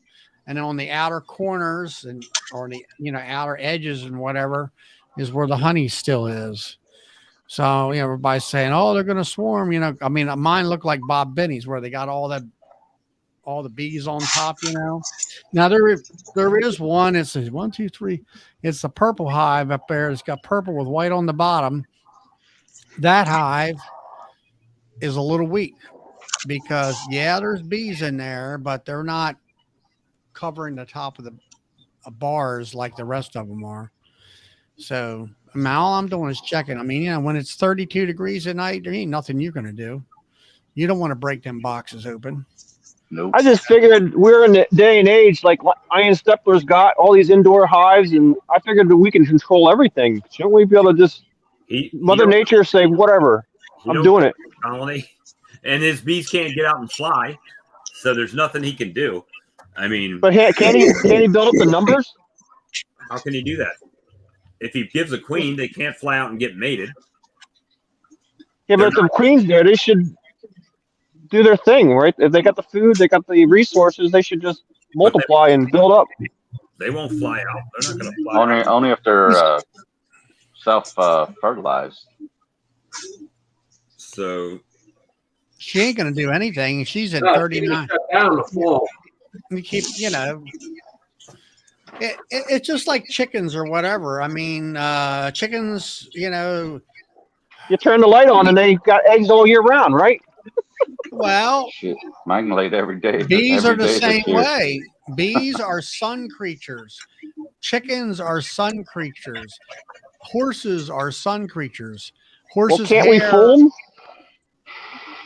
Insert. I mean, we do it with our tulips, and we put them in a refrigerator. And we trick them to bloom on April, because that's when everybody wants the flowers to bloom.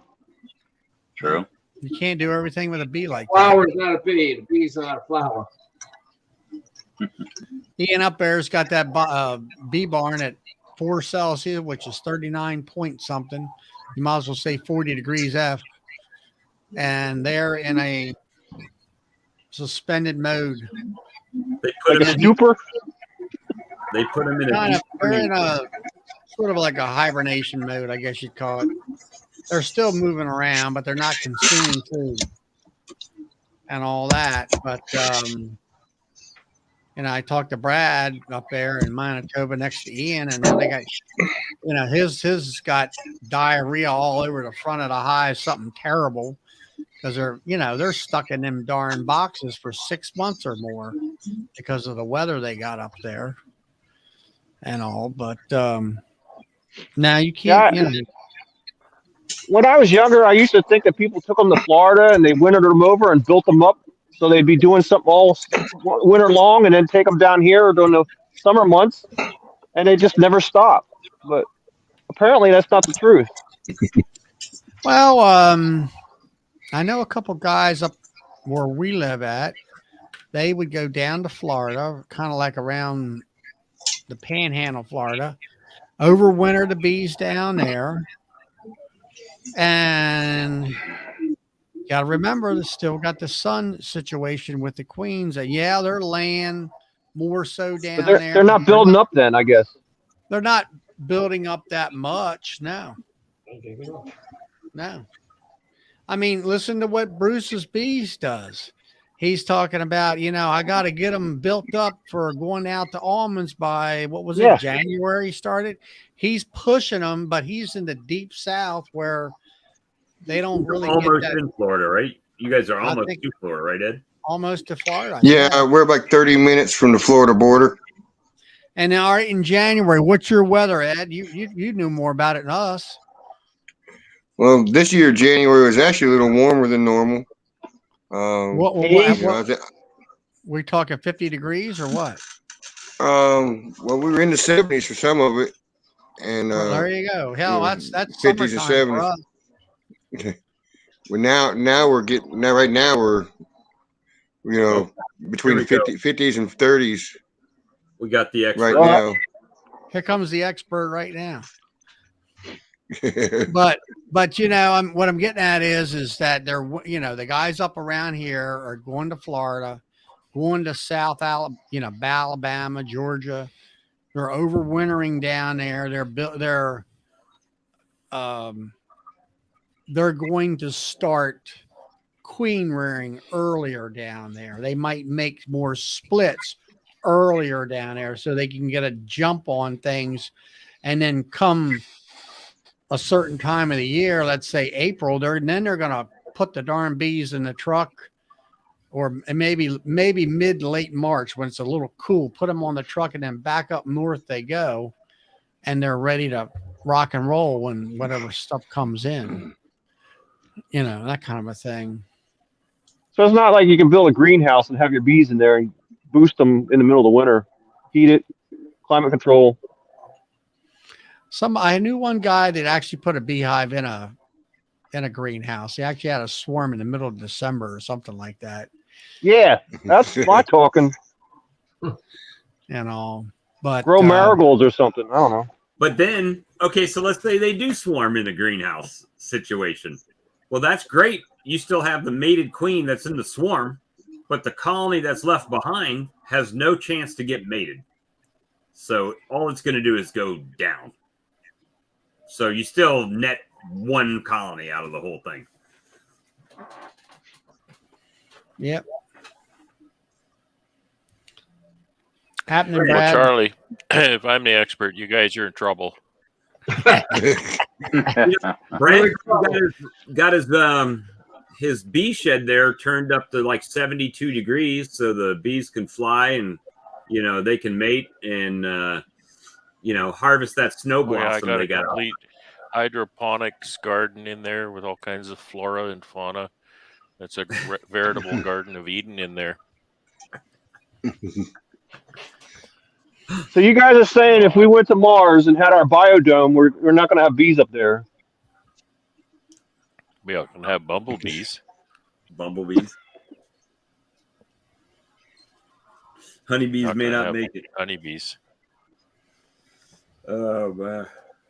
So how's it going, Brad? Going okay. Just keeping busy in the shop. Trying to keep busy in the shop. Well, long time before the bees come out, I'm sure. Boy, it seems to be dragging here. We haven't melted any snow yet, and the 20th of March tomorrow. Isn't Bob driving you nuts with all his bee activity? He doesn't watch my videos, so he wouldn't know. No, I'm just kidding.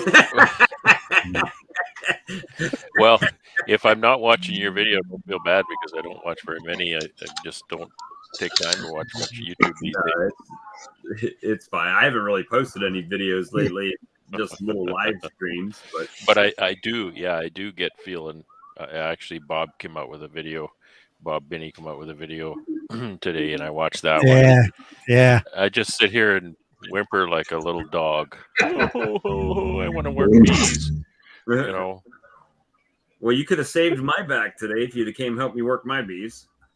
Oh yeah. I don't know. I split today for my queen cells that are hatching on Wednesday. So Oh, And yeah. Bob, you're thinking about buying that property next door, right? no, I'm not even contemplating that A property. nice big bee barn. That guy, it really kind of pissed me off, to be honest with you. It's his property. He can do whatever he wants to it. There's nothing I can do about it or say about it. Well, I can say a lot, but it ain't nothing gonna happen.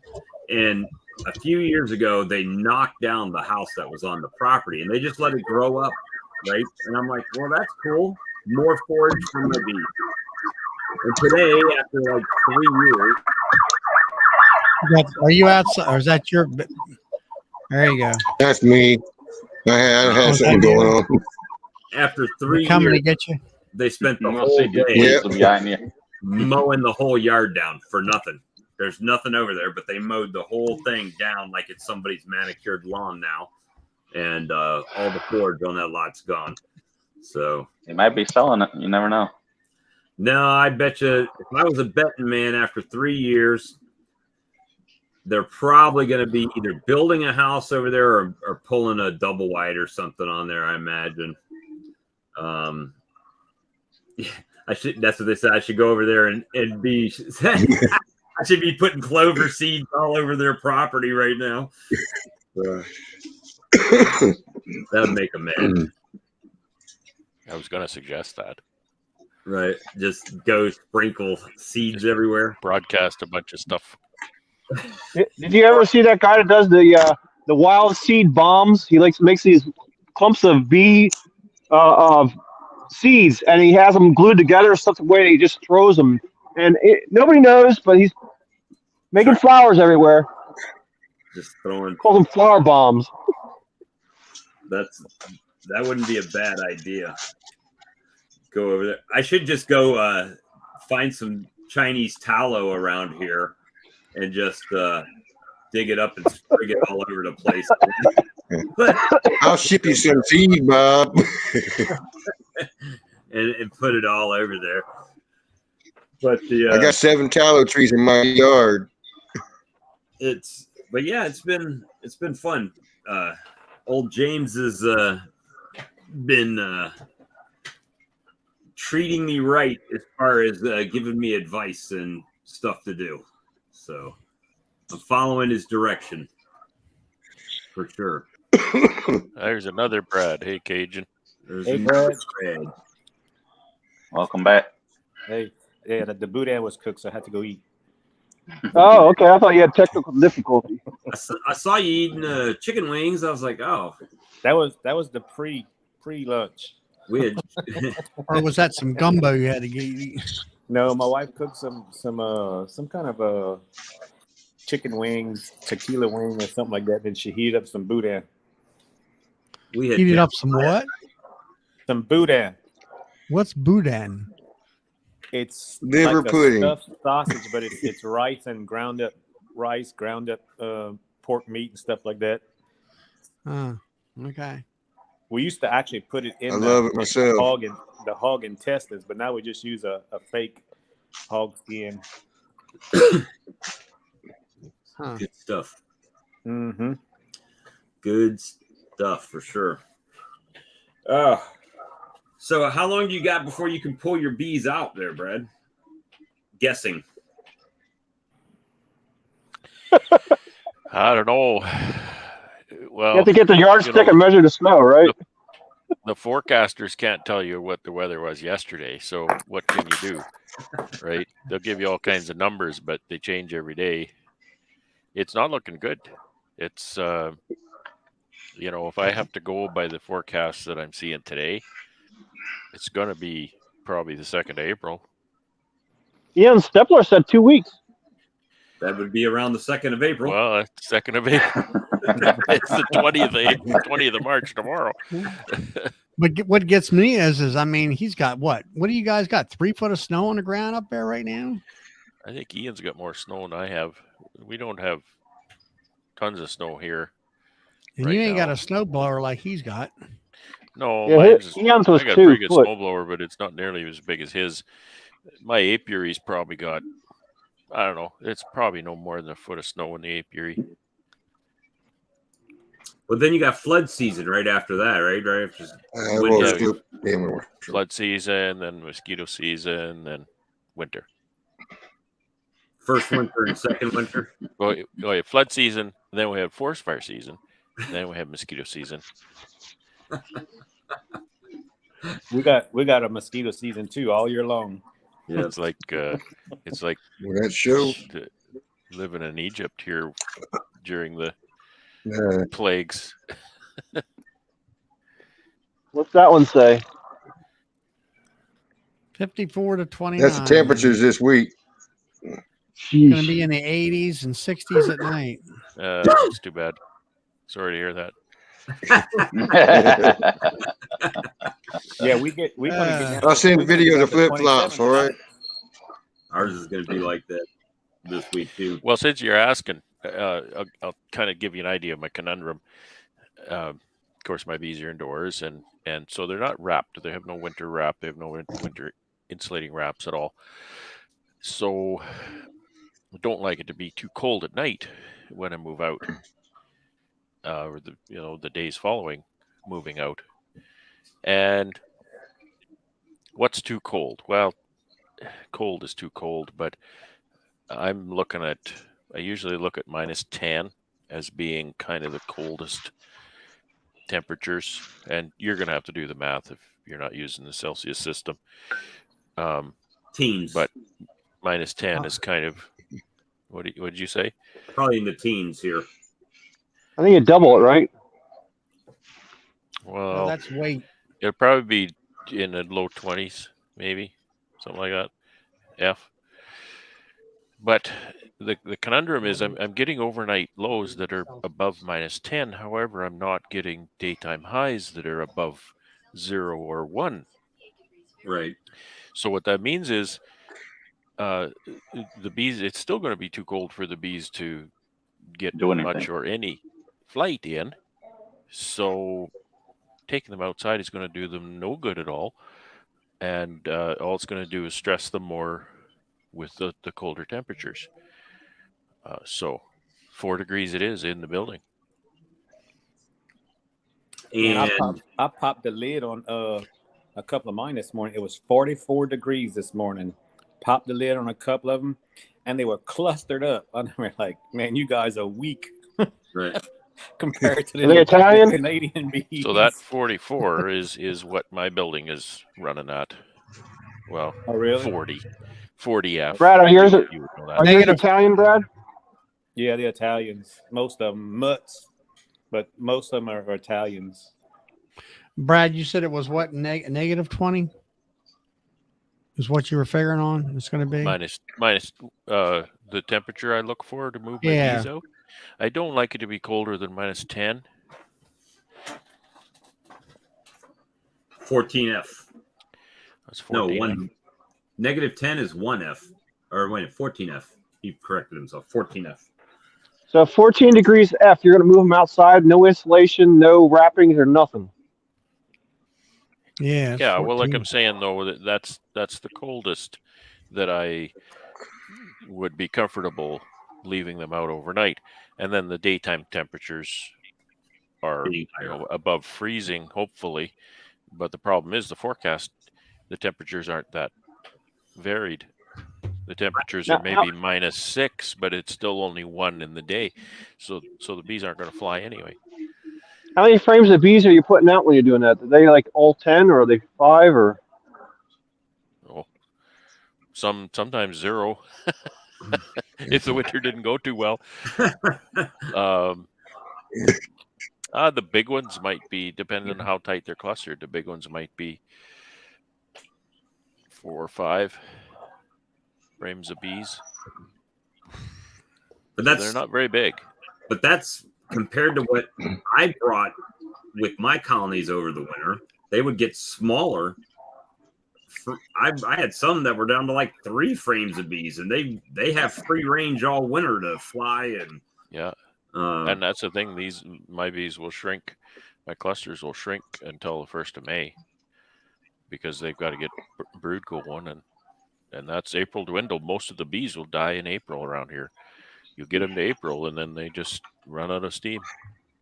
Well, they still have 21 days after that to brood, and That's right. So you got to add 3 weeks to whatever date you put it out before they start growing again, right? That's right. So Bob, what's the secret then? Is it the size? Is it the temperature? Is it the food? What is the secret? You're asking me? Well, you have a warm temperature. Brad has the cold temperature. We can give them food, right? And here it's temperature, because the queens will lay. I'll give them all the food they can take. I'll give them all the syrup and all the patty that they can take. I'll give them dry, and the natural pollen shows up here before too long in April. But if they don't have the temperature, the queen can only lay as fast as the cluster can keep that brood warm. So if the temperatures aren't very high, they're not going to tolerate her laying too hard, because they can't keep up. They'll just start tearing them out. They start eating. So would it be bad to just keep them in longer until closer to April? No. I'm going to say no. That's what the experts say. That's what the scientists say. It's just stressful. I go in there and I look, and there's poop on the front of the hives, and there's bees. He ain't talking about a couple drips and drops either. Oh no. You watch my video.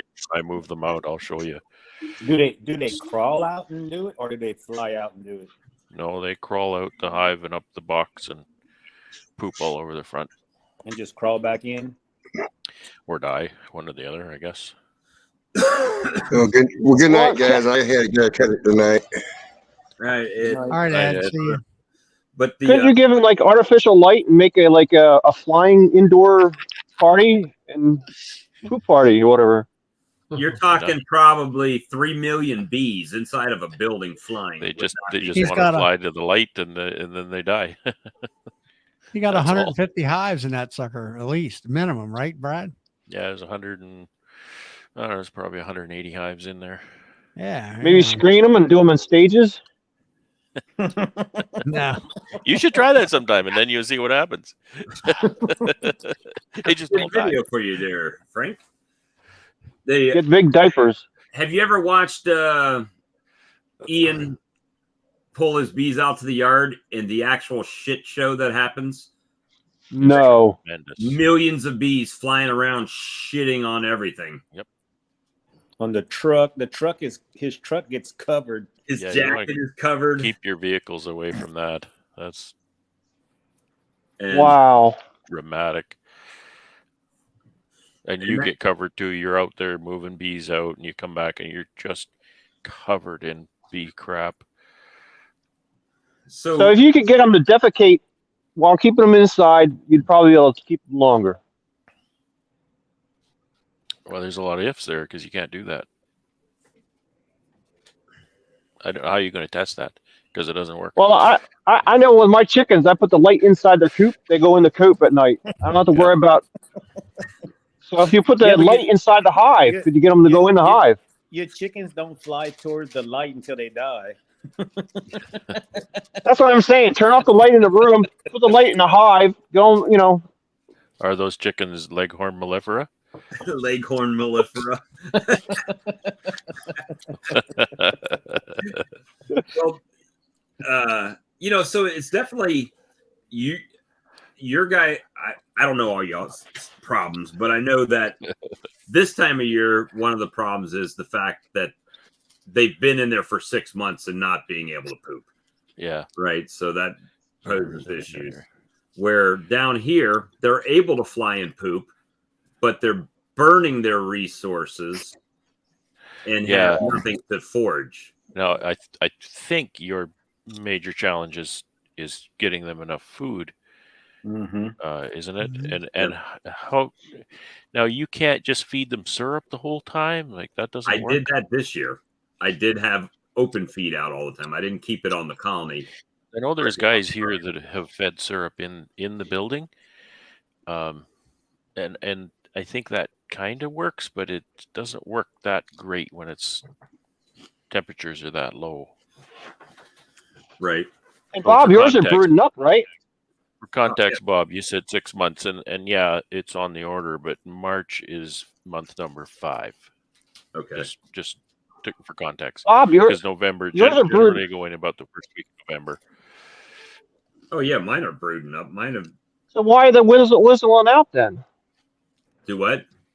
Why are they whistling out? Why are they? Well, they're rebounding now. I mean, I'm pleasantly surprised with some of them, and some of them, I wasn't. So I mean, I lost some over the winter, and it could have been. We're assuming it's older queens that I got in nukes that you don't even know how old the queens are when you get the nukes. You just assume that they're overwintered nukes, so that means you're getting a fresh queen but it could actually be a 1-year-old queen, and there is a difference between an overwintered nuke and a old queen, right? So we've kind of started defining out here as overwintered is more like you guys do up there, Brad, where you make it at your splits at summer solstice time, and that queen hasn't had a full season of laying under her belt, and Right. and if you buy one that was in the spring, like a spring split, that didn't get made to a nuke to the next year, well, that's a 1-year-old queen. I mean, she's had a full year season of laying, pumping out as many eggs as she can, and so you're losing a year, of Typically viability. a nuke that gets sold here is typically, and it's not a rule, but typically it's a new queen when the nuke gets sold. But you need that nuke to get started by 10th to 15th of June. Otherwise, it's not going to be strong enough for winter. Well, that's what Frank was saying. He made some splits in September. And how many did you say died of your I have 7 out of 12 that died. Now, one of them was a tree hive. Now, I don't know why the tree hive died. I think that was Where just are you too located? small. New York? New Jersey. Yeah, New Jersey. South Coast. Yes. Or He's East close Coast. to me. Yeah. Yeah, close to you. I mean, I had a lot of them died. I mean, I had lots of bees die. I mean, it must have been like maybe 1,000 or so. But I think it was the cold. I don't know. I think it's the broil mites. But I only had like one in the. I think Yeah, you but put them have with the you ever chickens. had- I hope it wasn't the beekeeper. What's that? I said, I hope it wasn't the beekeeper's fault. I think that was it. I think I always blame Bob because he's my mentor. I'm your put mentor. them with the You chickens. should always hope. You should always hope that it's a beekeeper's fault, because that's the easiest thing to change, Right. right? I mean, You should always hope that it was a mistake guys you made haven't or something seen- you did wrong. yeah, I haven't had time to video, but I should have. Every time I'm out there, I'm busy. It's in the evenings, but like them 10 framers behind me. I mean, you open up the. Get one of these, They're Charlie. coming up out of the inner cover hole and they're up on top, and they're across the whole frame, and you can't see the frame tops for the most part. And I'm like, that's great. But one thing I've done this year, I started in August, late July, 1st of August. I started treating in that month, and I treated with 3 different products throughout the whole darn winter. The winter time, it was oxalic acid, at least once or twice a month, if the weather was pretty decent.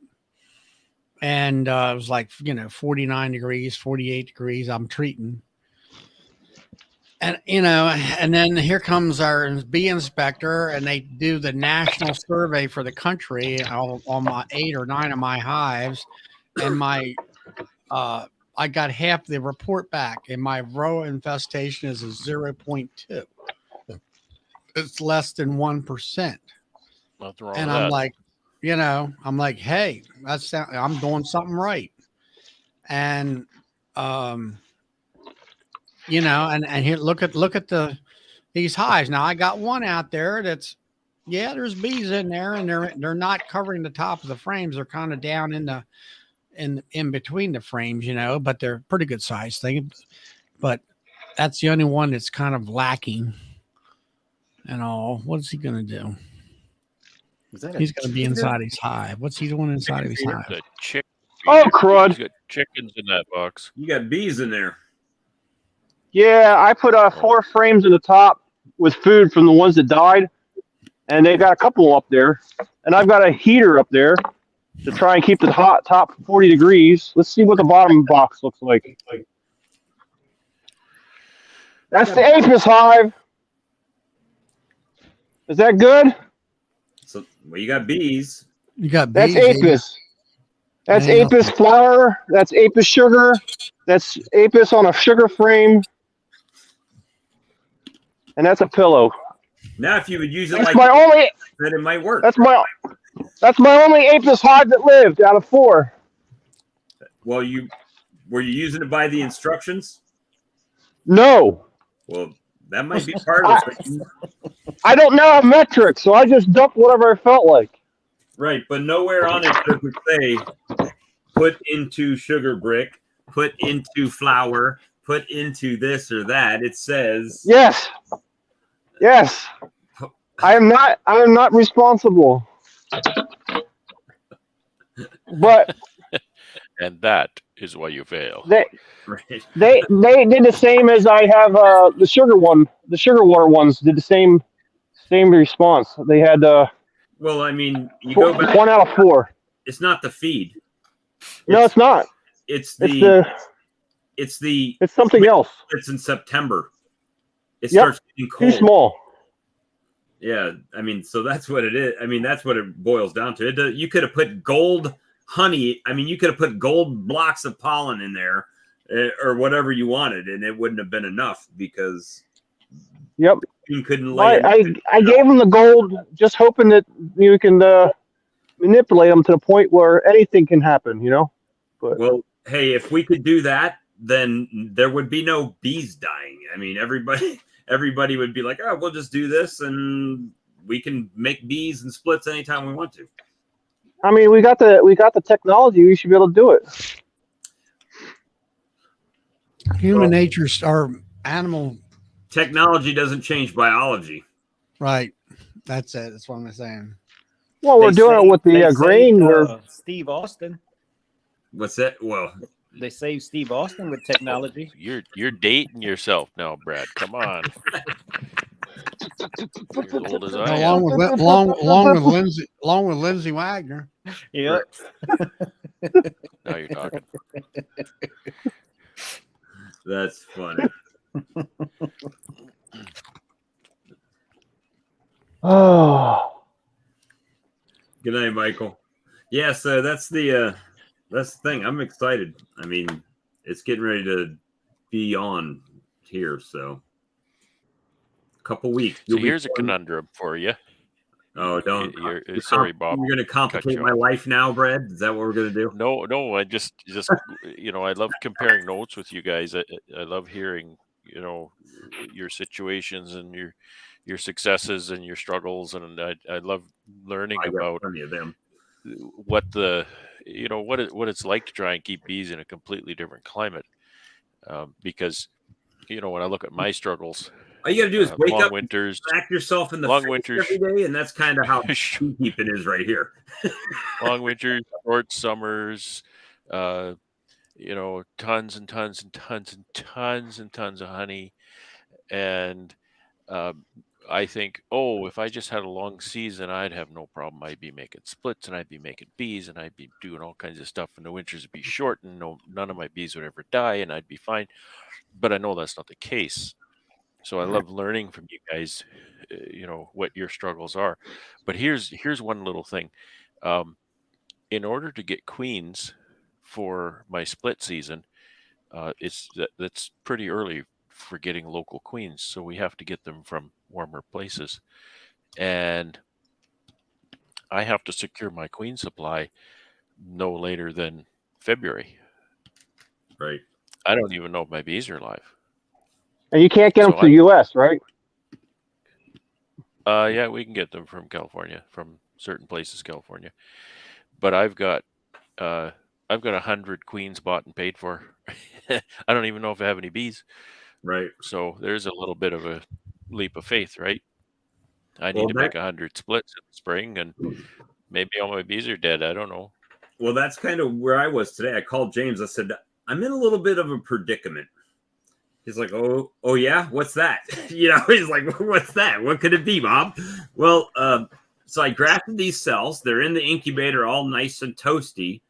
Going by the sheet, it says make up queen nukes, right? What's it say? Make up queenless mating nukes. Great.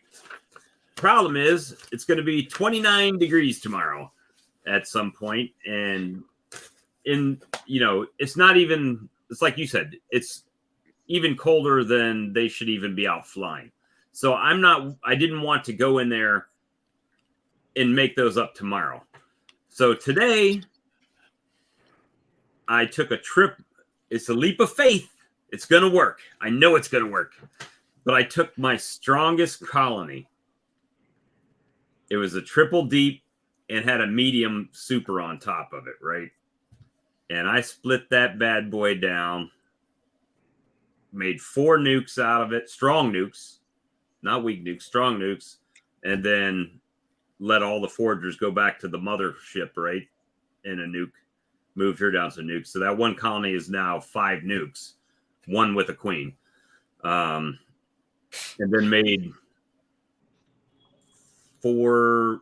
I've got a total of 11 nukes out there for queen cells, which is exactly. How many of those nukes have eggs in them? Well, that's why I did them today. So Tuesday, the queen cells hatch on Wednesday by the spreadsheet. Tuesday, I'm going back through, knocking down any cells, right?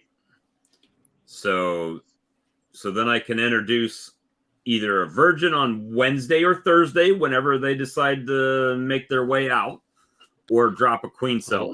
Little tip, Bob, you probably know, but a little tip: make sure you shake the bees off that frame when you're knocking down cells. The same thing, Charlie. Don't try to make sure you find those rogue cells when there's bees on the frame, because they'll hide them on you.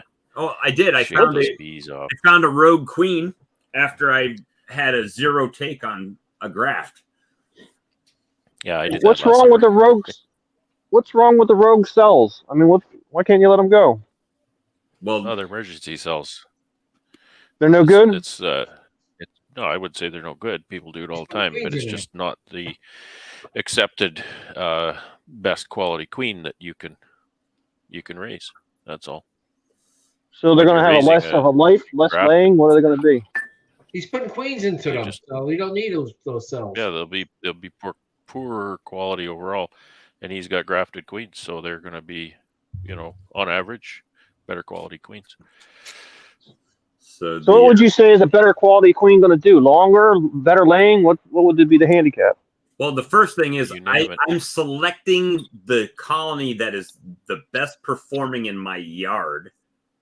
So I'm selecting which queen is breeding that, right? Where it's coming from, instead of just whatever I put eggs in that cell starter, right? Whatever they decided, oh, this is the best of the crap you gave us to build cells with. So you're in grafting, you're choosing your age of your larva, and you can, if you're doing it right, you'll choose the proper age larva, the very youngest larva. Your cell builder will be very, very strong. It will have all the resources they need to make very, very good queen cells, and give you the best chance of success. I mean, that looks like an excellent queen cell. It was until that virgin stung the shit out of it and killed it. Where's the hole? Well, I did an autopsy video. I just put the cell back on, right? So I popped it out after she didn't hatch on time. And that's the base? No, that's the cap he was talking about. And this. So why was there a virgin in there, Bob? That's what I was just saying. I missed her. That's why okay, so at some point, I had 2 cells in my first graft that came out. And I'm like, great, I got 2 cells. and I immediately grafted the same day and put another round of grafts in. And I pulled these out and put them in my incubator and waited and waited. And then in the meanwhile, I went back to after the appropriate time, went back to my cell builder, and none of the cells took. And James was like, yeah, you might want to check that for a queen, because Brad had the exact same thing happen to him last year. And I went through there, and sure as hell, queen walking around in there, right? So why was there a virgin in there? Where'd she come from? I imagine I missed one of the cells when I went in there and knocked it down, like you were saying, and she took them out. Yeah. So when I went back and grabbed these, sometime between when these were grafted, before they could tear them down, I had already removed it and put my next graft in, and then they didn't take any of those other ones because that. When you put your second, okay, so you missed a rogue cell is basically what you're thinking. Yep. And did you shake the bees off to find your rogue cells? Not the first time. I mean, I saw them at the bottom, right, but I didn't see any at the top. And with the cell starter, that's pretty important because there's so many bees in there, and you can't even see a virgin. You may not even see her walking around in there. Yeah, tough to find. Let me give you a couple little things here. So we're talking about a queenless cell starter, right? So I'm told that virgins flying in the area can detect a queenless colony, and whether it's pheromones or whether it's the sound of that colony or whatever, doesn't matter. They can zero in on that, and they'll infiltrate that colony if it's queenless, and hopefully, I guess, with the intention to take over. It's nature, right? It would be a chance to make another colony. So that's a danger to that's really a danger to cells that are maturing and maybe cells that are capped. You can get a virgin enter your cell starter, and if your cells are capped, then they're going to tear down your cells. So couple different things. I've been experimenting with different systems and things that kind of seem to start to make sense to me. To protect the cell starter, the queenless cell starter, I use queen right cell finisher. So therefore, a virgin is not going to home in on a queen right colony as as it would to home in on a queenless cell builder. So if a virgin enters my queenless colony, it's only going to mess you up the way that you just talked. They're not going to start cells or whatever. She's not going to tear down the cells that are already started, because I only leave those cells in the queenless cell starter for 24 hours, maybe 48 if maybe I'm busy that day.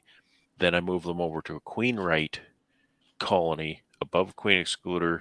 There's a few other nuances, but it's not difficult. It's basically just a nice strong colony, and then they finish those cells in a queen right colony. Now there's a danger here too. One of those cells emerges early, she's going to undo all your work there at the same time, right? So that's where your incubator now protects your cell finisher. You take those cells out of there a couple of days before they are due to emerge. You put them in your incubator, hang them in a hair roller cage or whatever you want to do. Let them emerge in the incubator. So then now you're protecting your cell finisher. So each stage has a protection for the stage before it. So and I know that wasn't your situation, but that's I found that a really interesting this might progression of how to do that. Daily do's here, Brad. Yeah. I just drilled holes in wood. I took a cheap Chinese grafting frame and hot glued it to a little slat of wood, and these things fit perfectly on the bottom of the roller cage, so I can just stand them up, and I just put my cell right in the top. I have a question. Why have you put Does that make sense? On the entrance so the queen can't get into the hive? Yeah, I do that too. for the cell starter. Yes. I'll put a queen excluder. I'll just cut up a plastic one and So I'm put it gonna over tell you there. how great this worked with your system, Brad. So when this was in the incubator, obviously the cell's blocking it up, right? She hatches out. She goes and gets the honey out of the bottom. I pull the whole thing out because they had 5 queens and rollers. I set it right here, grabbed my roller off, took the cell out. She walked right up. I grabbed her, dotted her, put her right back in, took these other old-timey grafting deals and just plugged them up. Boom. Plug the hole. And then Bob's my uncle, as y'all say. Bob's your uncle. And that's exactly what I do. I'll stuff them in my pocket. I'll walk to my apiary, which is 100 yards, and I'll just have a pocket full of virgins, and I just introduce them to my queenless mating nukes right on the top bar. Dump them out. I heard somebody say not to mark your virgins. Yeah, well, people say that, but well, you haven't had a problem with it. No problem. I had so the first it probably helps her get mated quicker because she got a big flag on her back. We did it quicker. The boys like that nice paint job. Well, people say a lot of things, but there's no data behind any of it. And I've talked to queen producers who do marking and everything, and my experience in doing it. If you want to mark them. They're super easy to mark because they don't fly; they just crawl around. You just pinch them in your fingers and mark them while they're walking around, and then you can find them in your mating nuke real easy. I got a question about the grafting part. Whenever you grafting, I know like you really want the first day old larva, like what is that, day 4 of the egg, or day 4 after she lays. Now day 4, yeah. Suppose you grab a larva that's on day 5. Does that change, like when you set it into the cell starter? How long before they cap it? Is it still on the same day as according to the chart, or does it push you back a day? The active grafting changes nothing. It's all the age of the larva. So yes, if you choose one that's a little bit older, she's going to emerge before some of her sisters, perhaps. And sting the others. The queen, well, it depends on how you do it. If she's in a cage, she's not going to be able to do that. All the queen courses I've taken, they always say 24 to 36 hour larva. So that gives you from hatch, it gives you 24 to 36 hours. And, I would say you better do your best to get as close to that hatch as you can. Yeah. I've grafted some larvae that are unbelievably, they look like a little piece of human hair. They're so small. Will the other bees cap the cell sooner, or just the same time as, let's say you grab one that's a 2-day larva and you graft the rest of them 1-day larva? Do they cap the cell anytime sooner? They will cap the cell according to how old that larva is.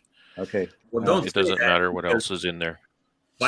So really you can count on when she's going to hatch from the day that they cap the larva, right? When they cap that cell. The day they hatch will be day number 6. It's timed out. The day you graft is day 1. Well, I think I know what you're saying, and you're right. You don't know how many hours old that larva is. You don't know how many hours since she laid that egg. Yeah. You're guessing. So you're going to have a margin of perhaps 12 or more hours that you're going to be choosing. You could choose one larva that's 24 hours older than the next one. Well, that leads me to my next question, because I accidentally pulled my queen cells 24 hours before, a day earlier than the spreadsheet said, because they were capped already, 100% capped. But is that because I grafted the larva, or is that because I had enough bees that they could feed it to what it needed to be fed to and then cap it up in a timely fashion?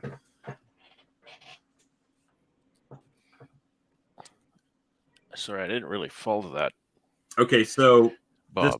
the spreadsheet that I've got. You pulled a cell out of your builder a day early and put it in your incubator. So by this, it said the cells should have been capped on Thursday the 10th. I went in there on Wednesday the 9th, and they were all capped. And I pulled them and put them in my incubator. They were capped one day faster than what the spreadsheet said I was supposed to have them. Yeah. So, Bob, it sounds like you're going to have to get a camera in there and make it all. A couple things, and this is a queen producer near here. We're friends, and he, you know, when I started doing it, one of the tips he gave me is he said they will always start emerging on day 15. You know, you say 16 for queens. He said you'd be ready on 15, and that was my very first year doing this. I was absolutely, you know, inundated with early emergence because I was waiting till day 16, and I would go in day 16 and I would find a whole cell bar full of cells that were torn down because they started emerging a day early. And he said, yeah, they started emerging on day 15. You can change how fast they'll progress and when they will emerge by raising the temperature of your incubator. You go up 1 degree and you're going to gain almost a day. At 1 degree C, of course, I talk in C. But that's right. Just 2 degrees for us. So there's so many variables there, and plus the fact what Brad was talking about. If you're choosing a larva that maybe is a little bit older than the larva that you chose before, then it's going to affect your emergence time and your emergence day.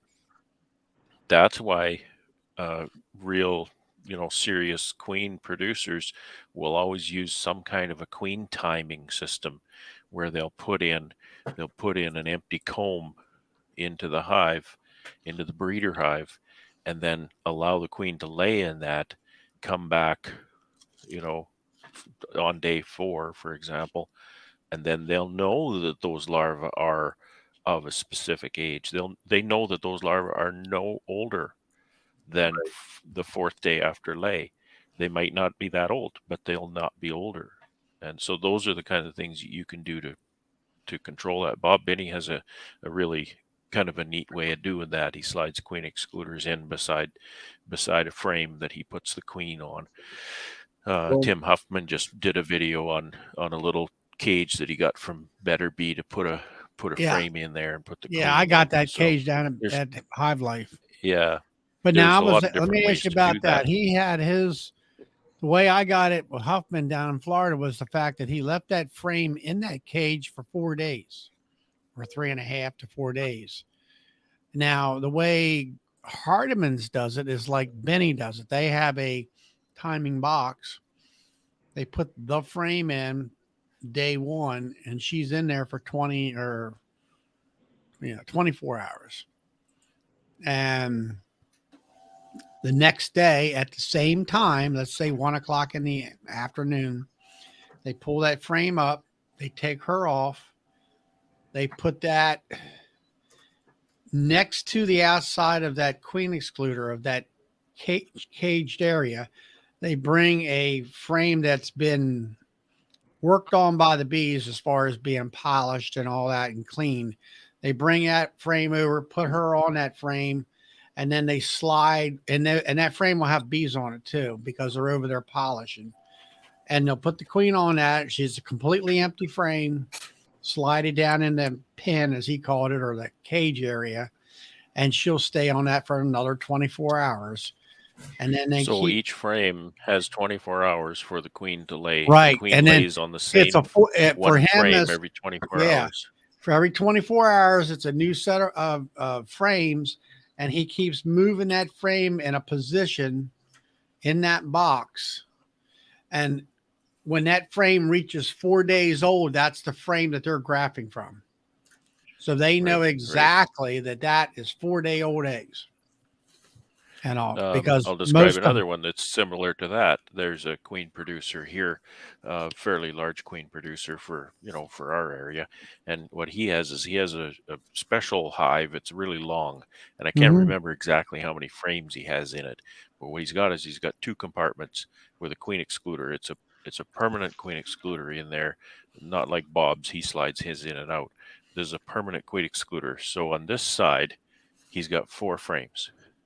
He's got space for 4 frames. right, And then on the other side of the queen excluder, he has, I don't know how many, but he's got quite a few. And what happens, because they're producing queens every day, like you were saying, Charlie, right. same time of day, every day, they go out there and they take all the frames in this box and they all move down 1 space, right? Every day. They move 1 space every day. So you can see that there's 4 frames on this side of the queen excluder. The queen is in this part. So they put a brand new comb in there, and then it's presumably the only, maybe the only empty space she has. She'll start laying in that, and then by the time it gets to the queen excluder spot, it's been in there the 4th day. So they pull that out, they take it to the grafting shed, they do their work, they bring it back, they put it in the other side of the queen excluder, put another empty comb in the beginning, and move the other 2 over. 3. Yeah. Now, see, I don't quite understand that. Like you're saying, they got 4 frames in the frame. Let's say next to the wall, solid wall is empty.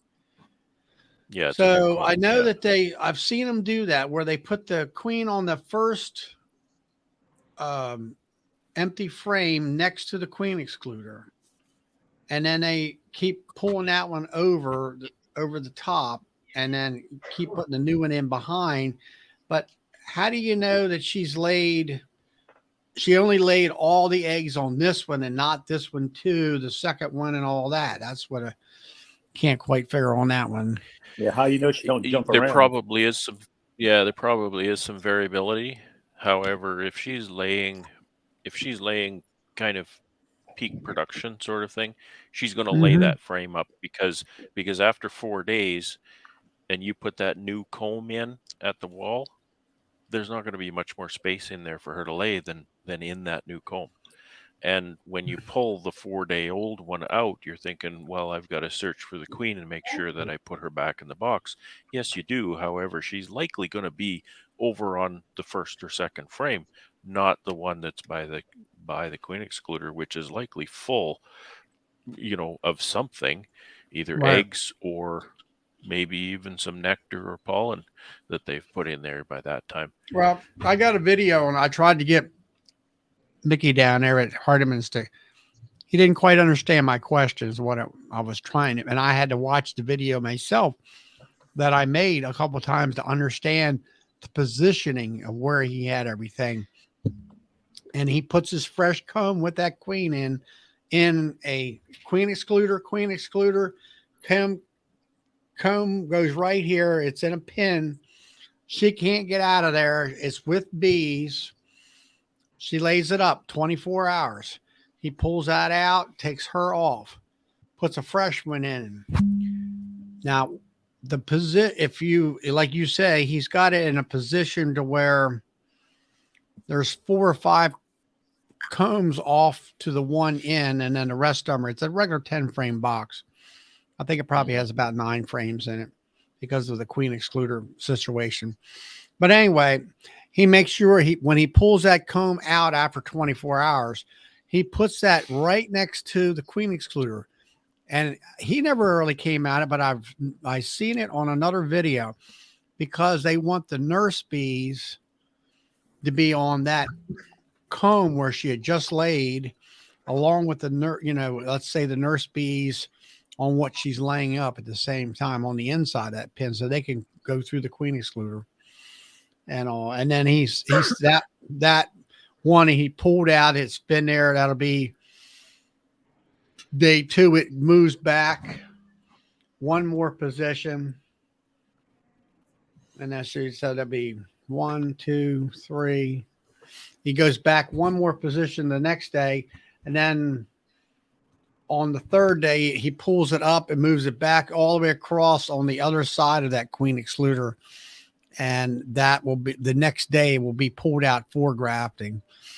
And then another thing he did in the video was that when they get done grafting, they take that thing out to a water hydrant faucet and they wash it all out completely. Make sure there's nothing in those frames with water, shake it out, and then they put it out here on the, They don't want Why would they do that? any residue of any queen eggs or anything in there. And then they put that frame out there in position like 8 or something like that, 8 or 9, to where the bees in that box will rebuild that comb and polish it, ready to go in the next day for her to relay into that box. Relay. Interesting. That's what they do. They wash them out. So how do they keep their numbers then? Timing. Huh? How do they keep their numbers if they're going to kill the possible? Keep the numbers of what? The whole colony. Keep building up numbers if they're killing everything. Oh, you mean as far? Yeah, I see. They keep adding brood. I'm sure. I have to ask him about that, but I'm sure they keep putting brood in there. Shaking them in maybe. No, they'll put a brood frame in, emerging brood, and let them all hatch out.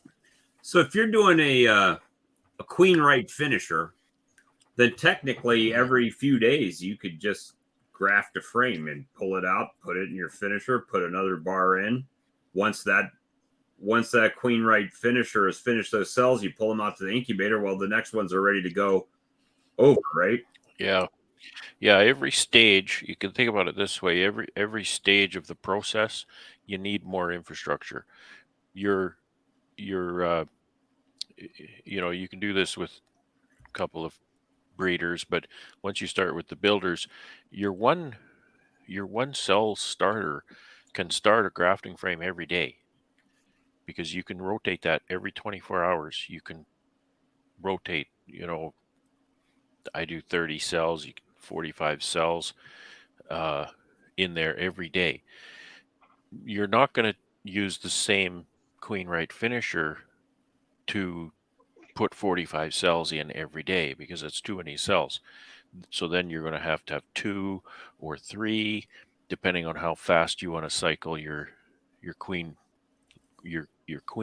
starter, so that you're not putting too many in. And too many is however strong and well stocked and nutritious and everything that cell finisher is. So I can't tell you that, Right. but that's the case. And then the next stage is your incubator. So again, the faster you want to run this, the bigger your incubator needs to be. And then the big kicker is the next stage is the big infrastructure deal, because you're into mating nukes, and that's why people use minis to reduce the impact of what it takes to keep minis going. Minis are a pain in the butt to manage, but they don't take as many resources out of your apiary. Right. So every stage uses a lot more infrastructure than the stage before. Right. I've only got 30 mating nukes. I've got 32 frame mating nukes. Right now, I've got 35 framers, 32 framers. I mean, that's kind of... So your mating nuke can be tied up for 2 weeks or more. Right. So, if you're running 45 cells into a cell starter, queenless cell starter every day, well, how many cells is that in 2 weeks? That's how many mating nukes you need. Right. So do the math. That's a lot of mating nukes.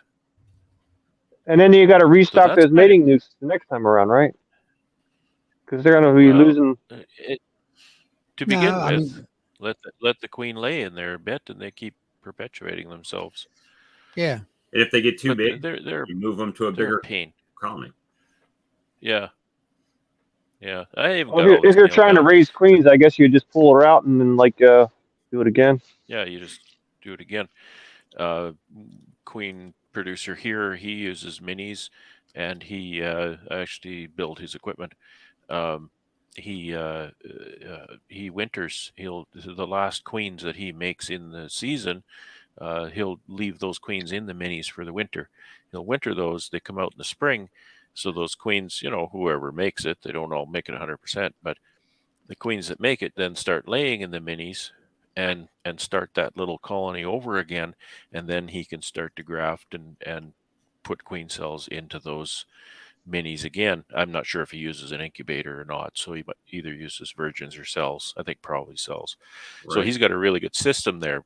His mating nukes don't use any resources as a rule from the apiary, and they're not any work to populate because they come out of winter populated. Now, the ending date is June on that, right? No later than June would you do a mating nuke over winters? Oh, no. I think most of the guys who are doing this will. I think if the queens are mated by early to mid-August, then they're okay.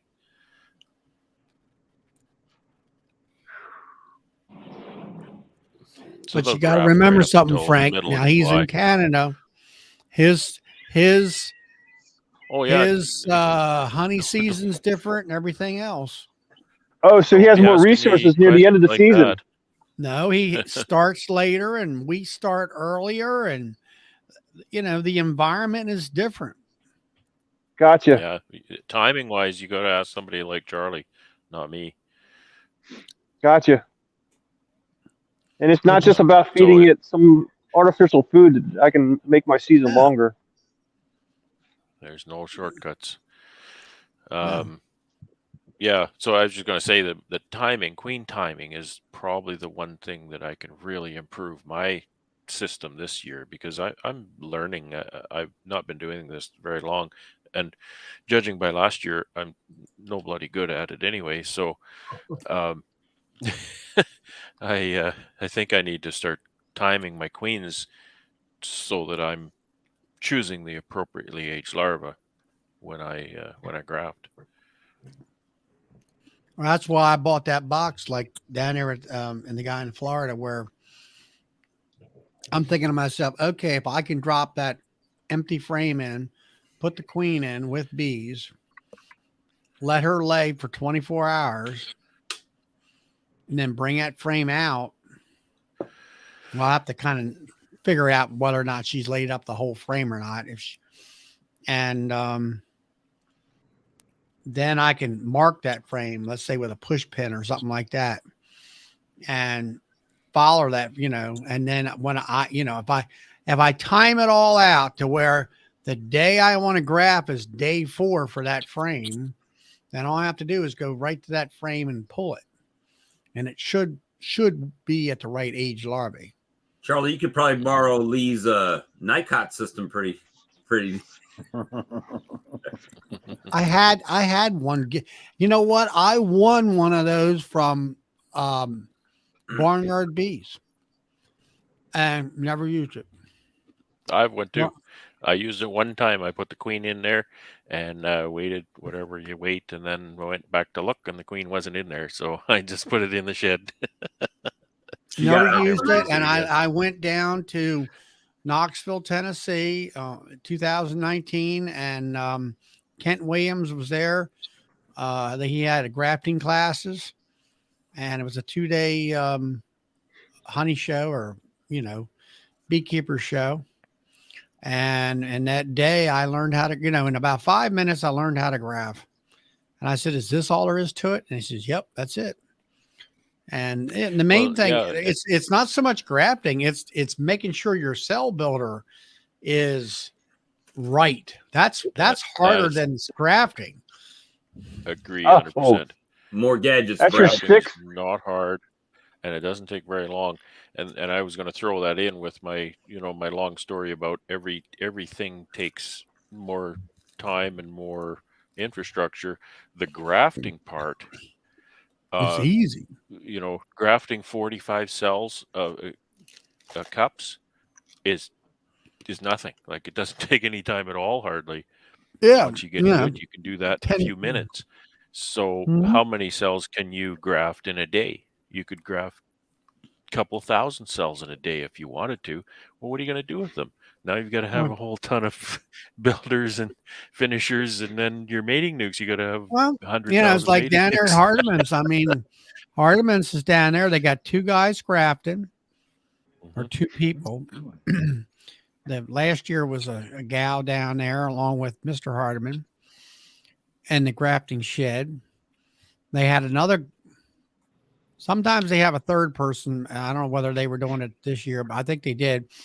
It was they were priming the cells, and she was priming, with a stick and some water, and so they mixed up a little bit of real jelly out of cocoons with a little bit of water, mixed it up, and then it looked like a stick they got the size of a pencil, and they drop it in and hit the bottom of that JZBZ cup.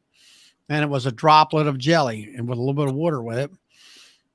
That person primed the bars, and they had different colors, whether they were Russians or whether they were Italians and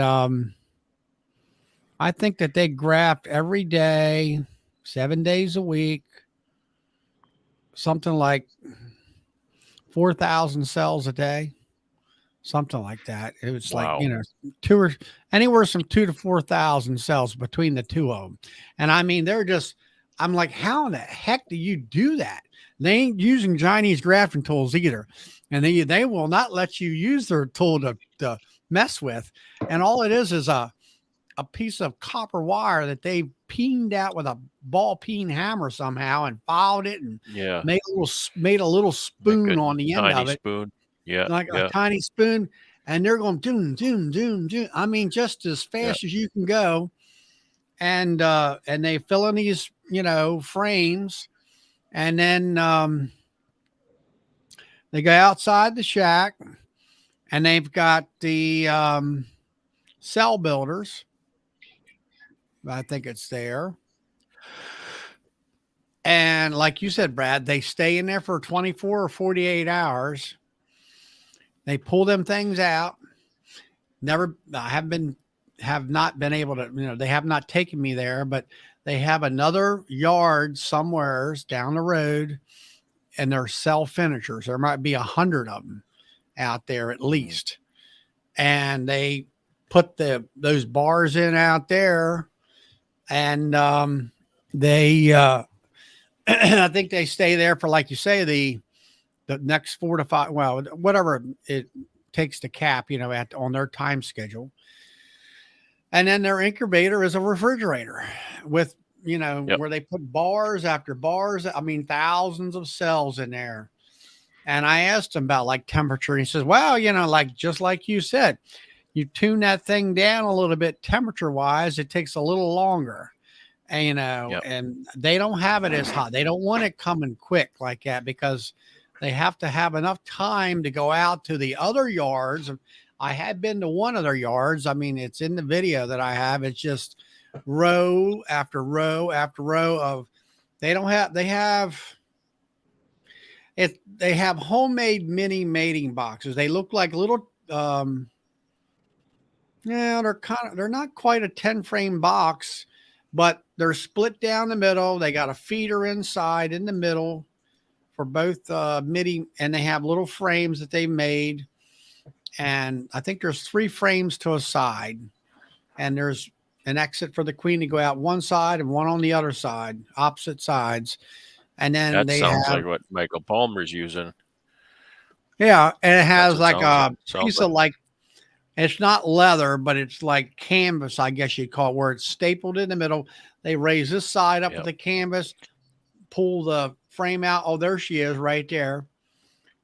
Yep. Pick her out, put her in a cage, and then they just go down the line, cage and queens. That's all they're doing. And they have bees in there.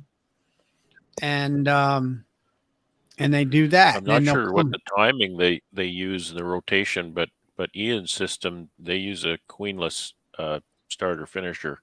Mm-hmm. And but they rotate 2 frames. Like they'll put a grafting frame in, and then a time later, and again I can't remember how many days, but a few days later, he moves it over. Then they put the one in, and then the first one will come out, and then they move it over, and then they'll put another one in, and then that one will move over, and they'll take that out. And so they rotate it. And his comment on that is, to have a continuous production of royal jelly by those nurse bees, and that's his kind of his reasoning Theory for or doing that. raising, yeah. Keep the And brood. So whereas my starter, I start them and stop them, which is probably not good. That's probably not helpful to my success. so, and then those cells will be in the incubator, which is a refrigerator and a light bulb and a fan and a little bit of water in there. And they stay in there for so long. And then they take all them cells off of them bars. They put them in these kids' sand bucket, little children's sand bucket. You know, I mean, I'm talking multiple buckets. And while so many people are catching queens and caging, then they're going back like we went down there after lunch. They were there that morning. They caught whatever kind of queen they were looking for down these other rows. And then that afternoon, half the crew went over there where they had just been that morning, and they're putting cells in, going down through there, doing that. Jason, did you read that?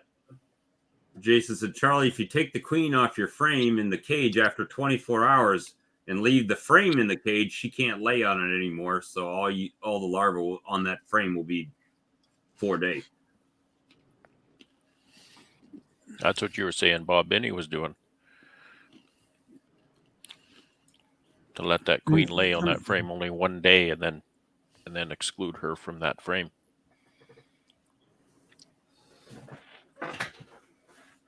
You see. So I thought I had more drawn comb than I actually did after I started making all these splits. I'm like, hey, where did it all go? Yeah. So I just want to beekeeper's lament. Yep. So now I've got to start cycling some comb, some foundation or plastic frames through some of my colonies to have them start drawing a frame up here and there, right?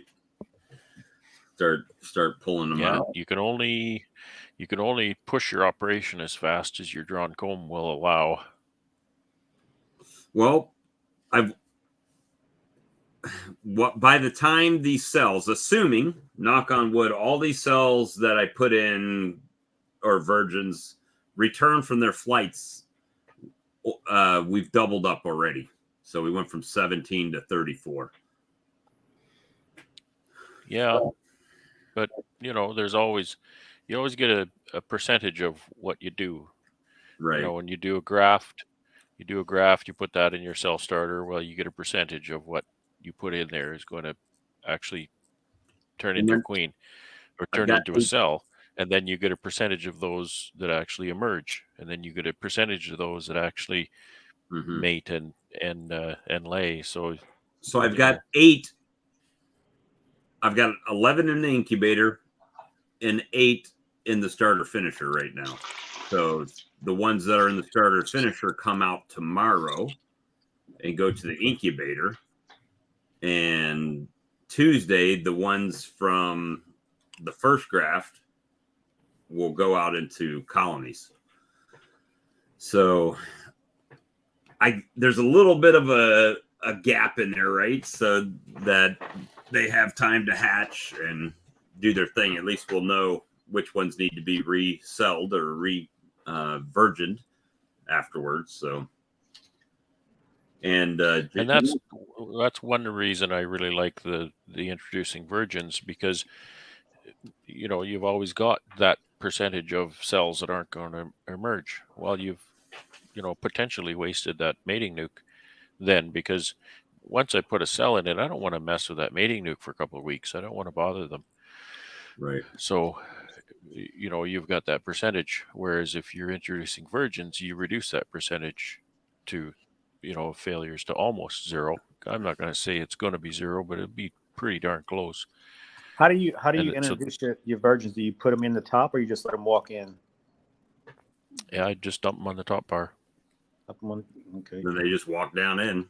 Yeah. And that's just a queenless. I think my mating nukes aren't super strong. They're just a little deep 4 or 5 frame boxes, and 24 hours or more queenless.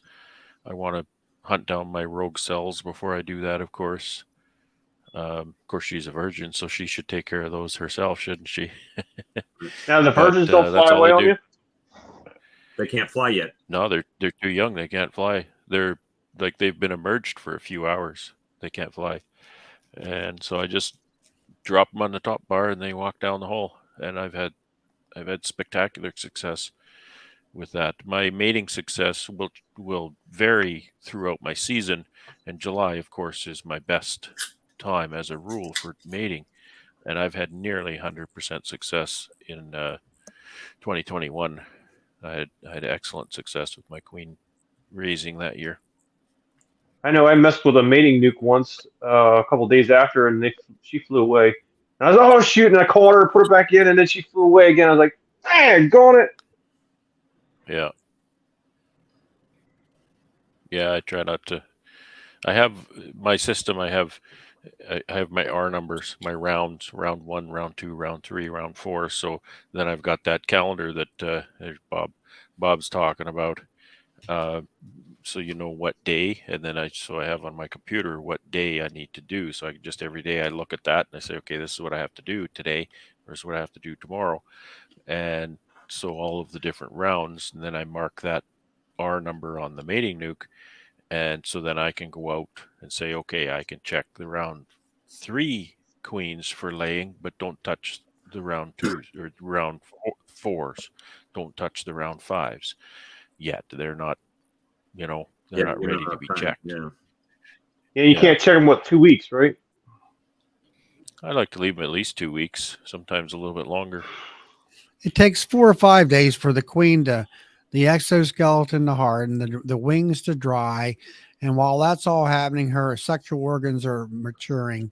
Then she goes out and gets mated. And then she might mate in 1 day. She might mate in a couple days. And then it takes a while for her to start laying, so at least minimum 2 weeks. So somebody's asking me incubator temperatures in F. So I don't know. Charlie? It's 93 degrees. He's right. That's what I have mine set. I have it 93 degrees plus or minus 1 degree. Well, he's saying if your thermostat varies by 2 degrees, then you're looking at 91 to 95, right? That's kind of the swing. Probably okay. Yeah.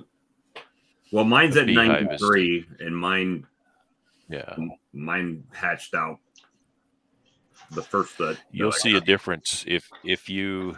And this is one of the differences you can see. And Brad, you were asking about the difference in longevity. You'll actually see a difference when you have your cell bar in your finisher. The cells, if all of those larvae are exactly the same age, which they're not going to be because they were laid by the same queen, so they can't be laid at the same time. So if they are all exactly the same age, the outside cells on that cell bar will mature slightly slower than the inside ones because it's not as warm out there. Mm-hmm. That's a good point. Not by a huge margin, but it's there. But another thing also in an incubator is your moisture, your humidity. That also plays a big part in timing of the.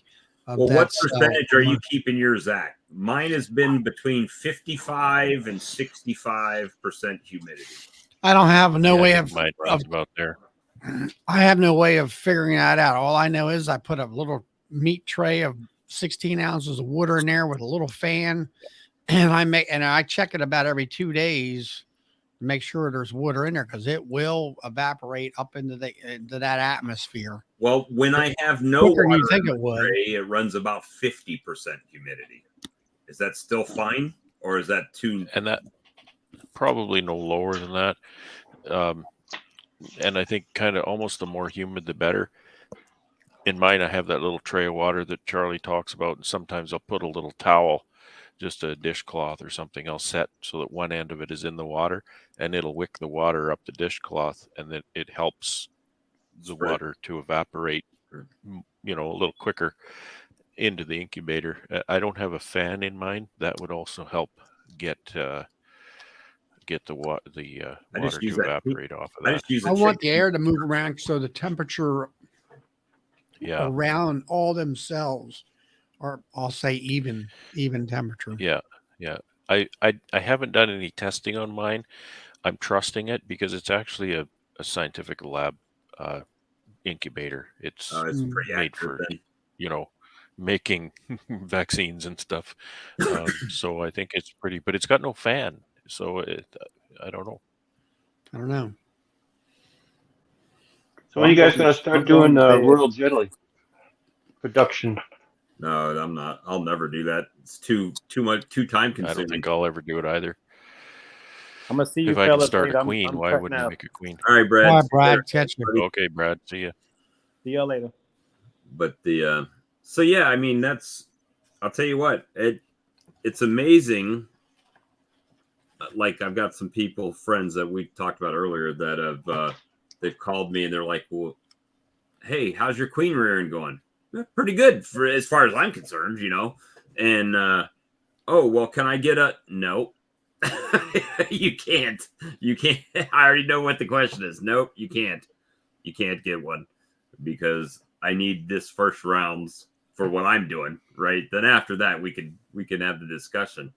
But no, not right now. It's just not possible. But what they could do is they could graft their own queens, right? I mean, absolutely. Absolutely. That's what I ask beekeepers, especially hobbyists, and people say, "Oh, I'm not big enough to." No, you know what? If you're a hobbyist, you got 2 colonies. That's easy. Raise a couple of queens. I always ask them, if you're not raising queens, you should be. And why are you not raising queens? Oh, well, I don't know how. Yeah, you know how. You have everything you need, and I'll help you know how. It's pretty easy. Right. Well, and I find it's so fun. I love it. This part is the easy part. Absolutely the best part. This is the easy part. The hardest part for me is making sure the self starter is right and you got the appropriate amount of bees in there. And once you get that set and dialed in, then that part is easy, See, it becomes more challenging as you scale. But if you're only raising a couple of queens, if you're raising, fewer than 20, 15 queens, that's super easy. And just practice some grafting. Lots of people graft. Lots of people pick those up. You can do it too. You can learn how to do that. Get yourself some magnification. You can learn how to do that. Because once you do, man, it changes your life. I remember the year it changed my life. I had my apiary and I had my mating nukes on the side of my apiary, and I would be working my bees and I'd say, yeah, this queen's no good, and she'd just be out of here, and I'd go get a new one. Or I'd find a colony and say, they tried to replace their queen and it didn't work. Okay, no problem. I'll just go and get one. There's one right over here. This colony's getting too strong. I want to split it out. Okay, let's go split it out. I got a bunch of queens right there. It completely changed my beekeeping life. It takes the stress out for the most part, and it gets you. You don't have an attitude of like, well, I got to spend at the time, let's say $25 for a mated queen. Number one, where you get it. Number two, I don't really want to spend that $25, let's say $30 for that queen. Now you just, like you say, you just walk over here and, oh, I got these here. Take them out of my resource nukes that I have, or mated, or two, or my mating boxes. You're done. Brad, I know you didn't hear the one last night probably, but I got a guy that called me. He bought queens from me last year, and he's got 8 colonies, and a beekeeper around him is retiring that's got 300 colonies, and he's buying them all. He's going from 8 to 308 colonies. Okay. That's exactly what I said. And I was thinking that, okay, well, good luck. Yeah, good luck. It's and I wish him well. I would wish him well. That's trying to figure out your schedule is a big kicker, huh? Yes. Well, yeah. Well, I mean, if you're not used to, I mean, I average of well, let's say I go in the winter with at least 32, and then you got another 30 mating boxes on top of that in the middle of the summertime, which is not too bad because you're not out there every day with them every couple of weeks. But managing all that, making sure they're not swarming, making sure if you're doing honey on like the ones I got a dozen honey hives there. You better be out there a couple times a week checking on whether you need super. Yeah.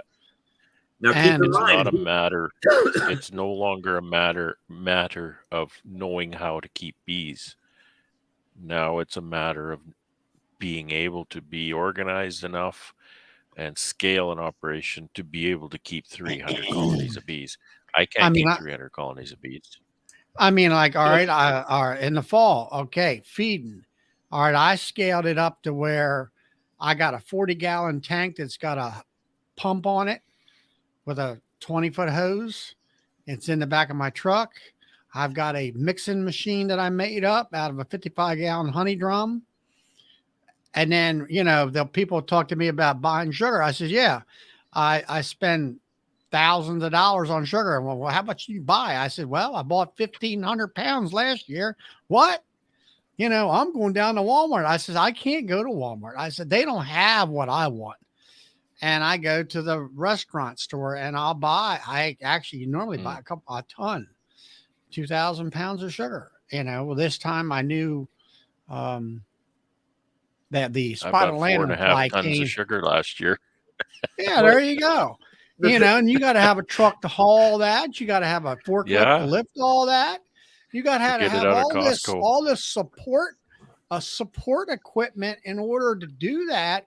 If you got 300 hives, and you know, and then you got to get it all done. You better be hiring somebody as a helper. Treatments, and obviously he's not grafting yet because he called me to ask did I have queens that he could buy, right? Because I sold some last year. So what do you do when your hives go queenless? I mean, I would not disparage anybody. Oh, he doesn't know this, doesn't know that. That's fine. But he's picked a really tough row to hoe. I wish him well. But that is a completely different game. It's gone beyond beekeeping. Right. And, you know, I just looking at comments here. Mike Travis says OTS queen, reared queens are the best. Well, OTS queens, I would agree, can be some of the best queens that you'll ever see. If it's kind of done right. So that's a really good way because it's a no grafting method. OTS limitations, I would say, particularly in my area, is it's difficult to do very much volume in OTS.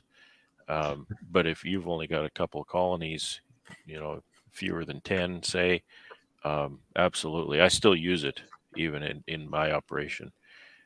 Charlie, I put a link in the private chat, and that's a video presentation that Randy Oliver did, and I've never really seen quite this method of creating a cell builder for raising queens, and it's a really neat little system. It's just perfect for like somebody like Bob, for example. I think you know, if you watch that video, it can really be helpful. It's for a person who wants to raise one round of queens. It's not a cell builder system that you're going to run for weeks or months. So if you just want to graft a bar or two of queens and that's it, then this is a really neat little system. Well, yeah. So in talking to James, I was at the point where I was like, I think I'll just leave a cell. Sorry, Bob. Oh, no.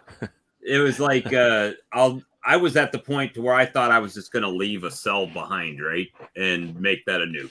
And James was like, I think you need to do one more round, and you know, put another frame of emerging brood in there, and do one more round of grafts. So yeah, insurance, right? You're gonna run out of nukes that you can keep going then, right, Bob? Well, I've got nukes already made, right, for my splits. I do have resources like that I can pull frames to do my 2 framers for mating nukes, right? So I've got enough resources to make those queens at this time. But again, I'm not trying at this point to make 1,000 queens. I'm making enough for what I need to requeen my colonies and to grow a little bit before the flow starts. The rest theoretically, if you sold those queens, you could do another round because you'll have nukes to go again, right? Okay, yes, but James brought up a perfect point. He said, why would you sell a queen for $40 when you could sell a nuke for $200? Absolutely. If you have the infrastructure. Again, your mating nukes are your limiting factor. So if you can start up, you've got the capacity to mate, say, 100 queens in mating nukes, just to pick a number. And you can actually start and finish 200 queens.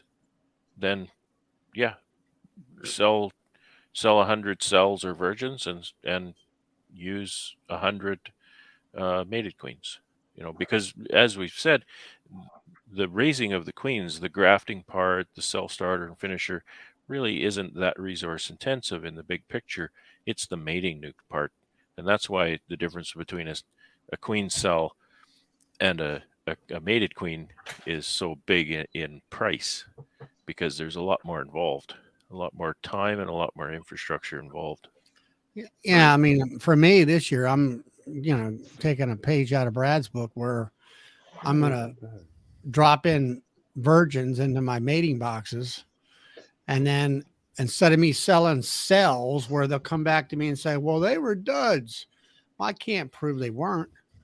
It's like, okay, I'm not selling cells anymore. I'm going to sell you a $20 virgin, and here it is. She is in the cage, and it's your baby. Don't kill her. Well, don't kill her. I've equated want to lay her on the table tonight and screw around for a day or so, that's fine and dandy. But when she dies, don't come back to me. It's another $20 bill if you want another one. Well, you look at it like this. And then also putting my queens in my mating boxes instead of putting a cell in there like I've been doing for the last 3 years, I guess. And then I'll run out there and spend a couple hours in the evenings, after work, looking. All right, here's the cell. Yes, it's hatched, but they've torn down the cell off the plastic. I don't know whether she was killed or whether she made it or not. Well, now I alleviate all that extra work, or, just time wasted. And just selling a queen cell is like selling a $5 lottery ticket, right? You got a chance of it doing something, but you don't know. Then you got a virgin queen is like buying a $15 lottery ticket, right? and when you buy a mated queen, then you're buying a $25 or a $45 or a $40 lottery ticket, because there's no guarantee on any of them, right? Yeah, that's true in a way. What are you selling? Honey, nukes, or queens? All of the above, sir. All of the above. So what I'm doing, as much as possible. Yep. Plus woodenware. Charlie, type up a half-page instruction sheet and give it to them with the virgin queen so they can say you didn't tell me to. Yeah. Go home. Yeah, that's a good. That's this virgin in the nuke. That's the instructions. Well, I had them come in last year. Well, here they're buying a cell. They're in an incubator at 93 degrees, right? And I said, look, they're hatching in a day and a half, guaranteed. Pretty much. Well, I'll put it in tomorrow. I says, no, you're not. You're putting it in today. It's got to be when you get home. I said, you got to keep that thing. I said, you're going to put it in your pocket, or I'll put it in a little. Oh, but I haven't made up my nuke yet. I ain't worried about that. Yet you're here. Yeah. You should have made those first. So I had that one virgin that I showed that video on where I was putting it in a nuke. I made it up that day. I mean, I lucked out. Yeah, she walked on in there, no problem. and there all the Yeah. bees stayed there. I locked her in for about 4 days, but she was going to fly anyway. So then I went out there and unlocked her, and then the bees reorientated, and she went and flew and got mated. And I went back a couple weeks later, and hell, she's going to town. You betcha. Nice queen. So have you noticed a difference between a little squatty queen, mated queen, and a large queen? Have you noticed like one running out of juice faster, or have you noticed good success with a small queen and good success with a large queen? Well, usually they I don't keep fly that kind out. of data. Okay. Yeah. Usually, I mean, they're gonna be a little small. A virgin is small and tiny. She'll go out, she'll get mated, and she'll come back. But then it takes, once she comes back mated, that's when her abdomen starts to get swollen and growing and all that kind of stuff. Yeah, it's not right away. She has to be laying. Like even a mated queen that is caged and not laying, they shrink up, and that's people talk about the swarming process and there's funny things that we say. They say, oh, the bees will chase the queen around and make her lose weight. Well, yeah, but it's not exercise. They keep her from laying. They chase her around and don't let her lay, so then she shrinks, and then she can fly better. Right? It's Right. the ability for her to lay that keeps her swollen up. Yeah, it's not the treadmill. Yeah, it's not like me. Run a while and maybe I'll lose weight. It's different. Well, the reason I ask is because when I checked my virgin queens that I introduced to my mating nukes, it's been 12 days, and I've been into them earlier this week, and one of the colonies, they're marked now, right? So I can see them. They got a red dot on them, and she was not in there. And I checked her again today. She's in there, so she's been somewhere. But there's no, in any of those, there are no eggs yet. Takes a while. And how long since you put her in there? I got to look at my YouTube. Hold on. Biggest thing is, Brad, they have that crap weather for flying. Yeah, this last week. They've had a lot of cold that's always a weather, problem. wind and rain and all that stuff. Let me see. That's primarily why I like to stagger my grafting, is so they don't have a great big chunk of queens all trying to 14 days mate ago, at the same time. 14 days ago, I went and picked the cells up. That was a Saturday. They hatched between Sunday night and Monday morning. They got introduced Monday morning. So that was 12 days ago today. Okay. And 14 days would be tomorrow, right? Monday morning. So 13 days ago today. So I figured you're probably okay.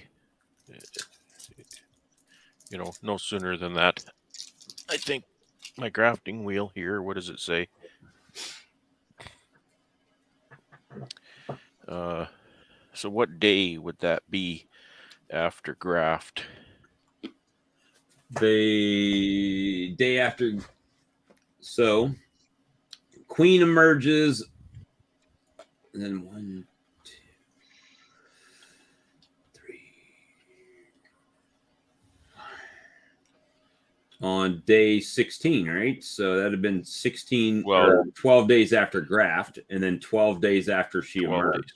So it's been 24 total days. Okay. Yeah, my grafting wheel here, he's got day 21 after graft for laying. So this one I think is a little bit early in some. And the spreadsheet says I should cases. check them tomorrow for eggs. No, I'm sorry. That's 22. Wrong. That's wrong. If you don't have one of those, get one. That's your grafting wheel. That's your best friend right there. I've been using the spreadsheet and I've been printing it out, right? So I've got the paper copy here on what Well, I've got 2 of them right now. The day that I grafted at the top, and every day what should be happening. So April 10th. Why does that say April 10th? Oh, that's the first one. Why would it be so Is that far off? from the bee yard or bee farm or whatever website? No, this is from James McNally's. Oh, that guy doesn't know what he's. Grafting. I got that. Sorry, James. Oh, that's the ones that I grafted. These are the ones that are still in the incubator. Okay, no worries. I'm going to give you another link. You guys have seen this, but it's relevant to share at this point. So Bob, are you marking your hives by numbers, or are you color coordinated, or how you identify hives now? I go out there like today, and when I write on the lid a note like today, red queen, no eggs, whatever. I'm just writing the notes on the box right now. Yeah, that's I don't have it numbered. I know your neighbor Sammy. He's got like 1,001 and 1,000. Oh, I don't know how he marks his. I've been using that, Brad, for years. The bee yard. Yeah, it's a good little tool. Yeah, it's a club in Pennsylvania. Actually, right up there close to where Nancy lives. I think she might know the club. But I like you say, you just plug in the day you graft and all that. It works out well. But anyway, we got 1:45 here. Yep, I need to go. I got work in the morning and then cardiologist in the afternoon. So I got to babysit tomorrow. Oh, that's fun. A 7-month-old grandson. You got the hardest job of all, I think. Right. But it's fun. Give it another week. All right. Well, I've been doing it for a while. I got lumber to cut in the shop. Yeah, same here. How's your pallet coming around? Nothing built yet. Still cutting up parts. I gotcha. So I got to get everything prepared before I can start assembly. Yep. That way. This week, though, I think. Doing both at the same time. Well, I can't. My shop, my table saw is kind of where I assemble all of my stuff. So, too, right? So if I don't have my parts ready, then I got to break down all my assembly system and then start cutting parts again, which sucks. So I need to have it all ready. Brian's going to do bees all week. I wish I could. I'm one bad day away from telling them where to go. I could do bees too, but standing there in the bee barn looking at the boxes is not very interesting. It's just not very interesting. Looking at the side of the. It's not even very warm in there. Yep, that's bee. You can take them outside and get your umbrella out. Yeah, I could. All right, guys. Well, we're going to call it for this evening. We appreciate you guys. Tuesday night, we're on either Lee's or my channel. And I'm not even sure which one it is this week. Let me see. Live. I think we were on mine last week, right? On the 7th, we were on mine. No, it should be mine again, I think. Yeah, it'll be mine this week. So we'll have fun as usual.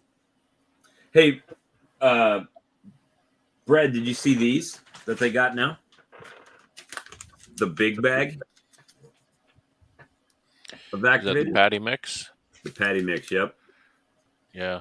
No, I haven't. They do 600 pounds of pollen subs. For I don't think I've sold any patty mix yet. So this is a new thing that they just added to the website. 600 pounds, eh? Yep. You know why it's in this pack? Not nearly. No. That's because that's what Global Patty runs at a batch, 600 pounds at a time. So Oh, okay. Yeah, that if makes they're sense. packed I with- actually just bought some globals with that in it. So because I'm not really keen on mixing my own patty. I'm not really set up for that. Even Ian doesn't mix them this year. I do get a small disability. Yeah. Yeah, Mike. It's all metric. Used to be right up your alley. Well, metric sure makes mixing syrup easy. That's for sure. It could not be easier. 1 kilogram per liter. Well, a liter of water weighs a kilogram, so you put a kg of sugar and a kg of water, and you got 1 to 1. And Bob's your uncle. 2 kgs of sugar and 1 kg of water, and you got 2 to 1. Could not be easier. All right, folks. I'm heading out. I'll talk to y'all later. All right, guys. Okay. Good night, We're everybody. gonna end the All right. broadcast. Y'all have a good Nice night. to see you. Take care. Bye bye. Bye.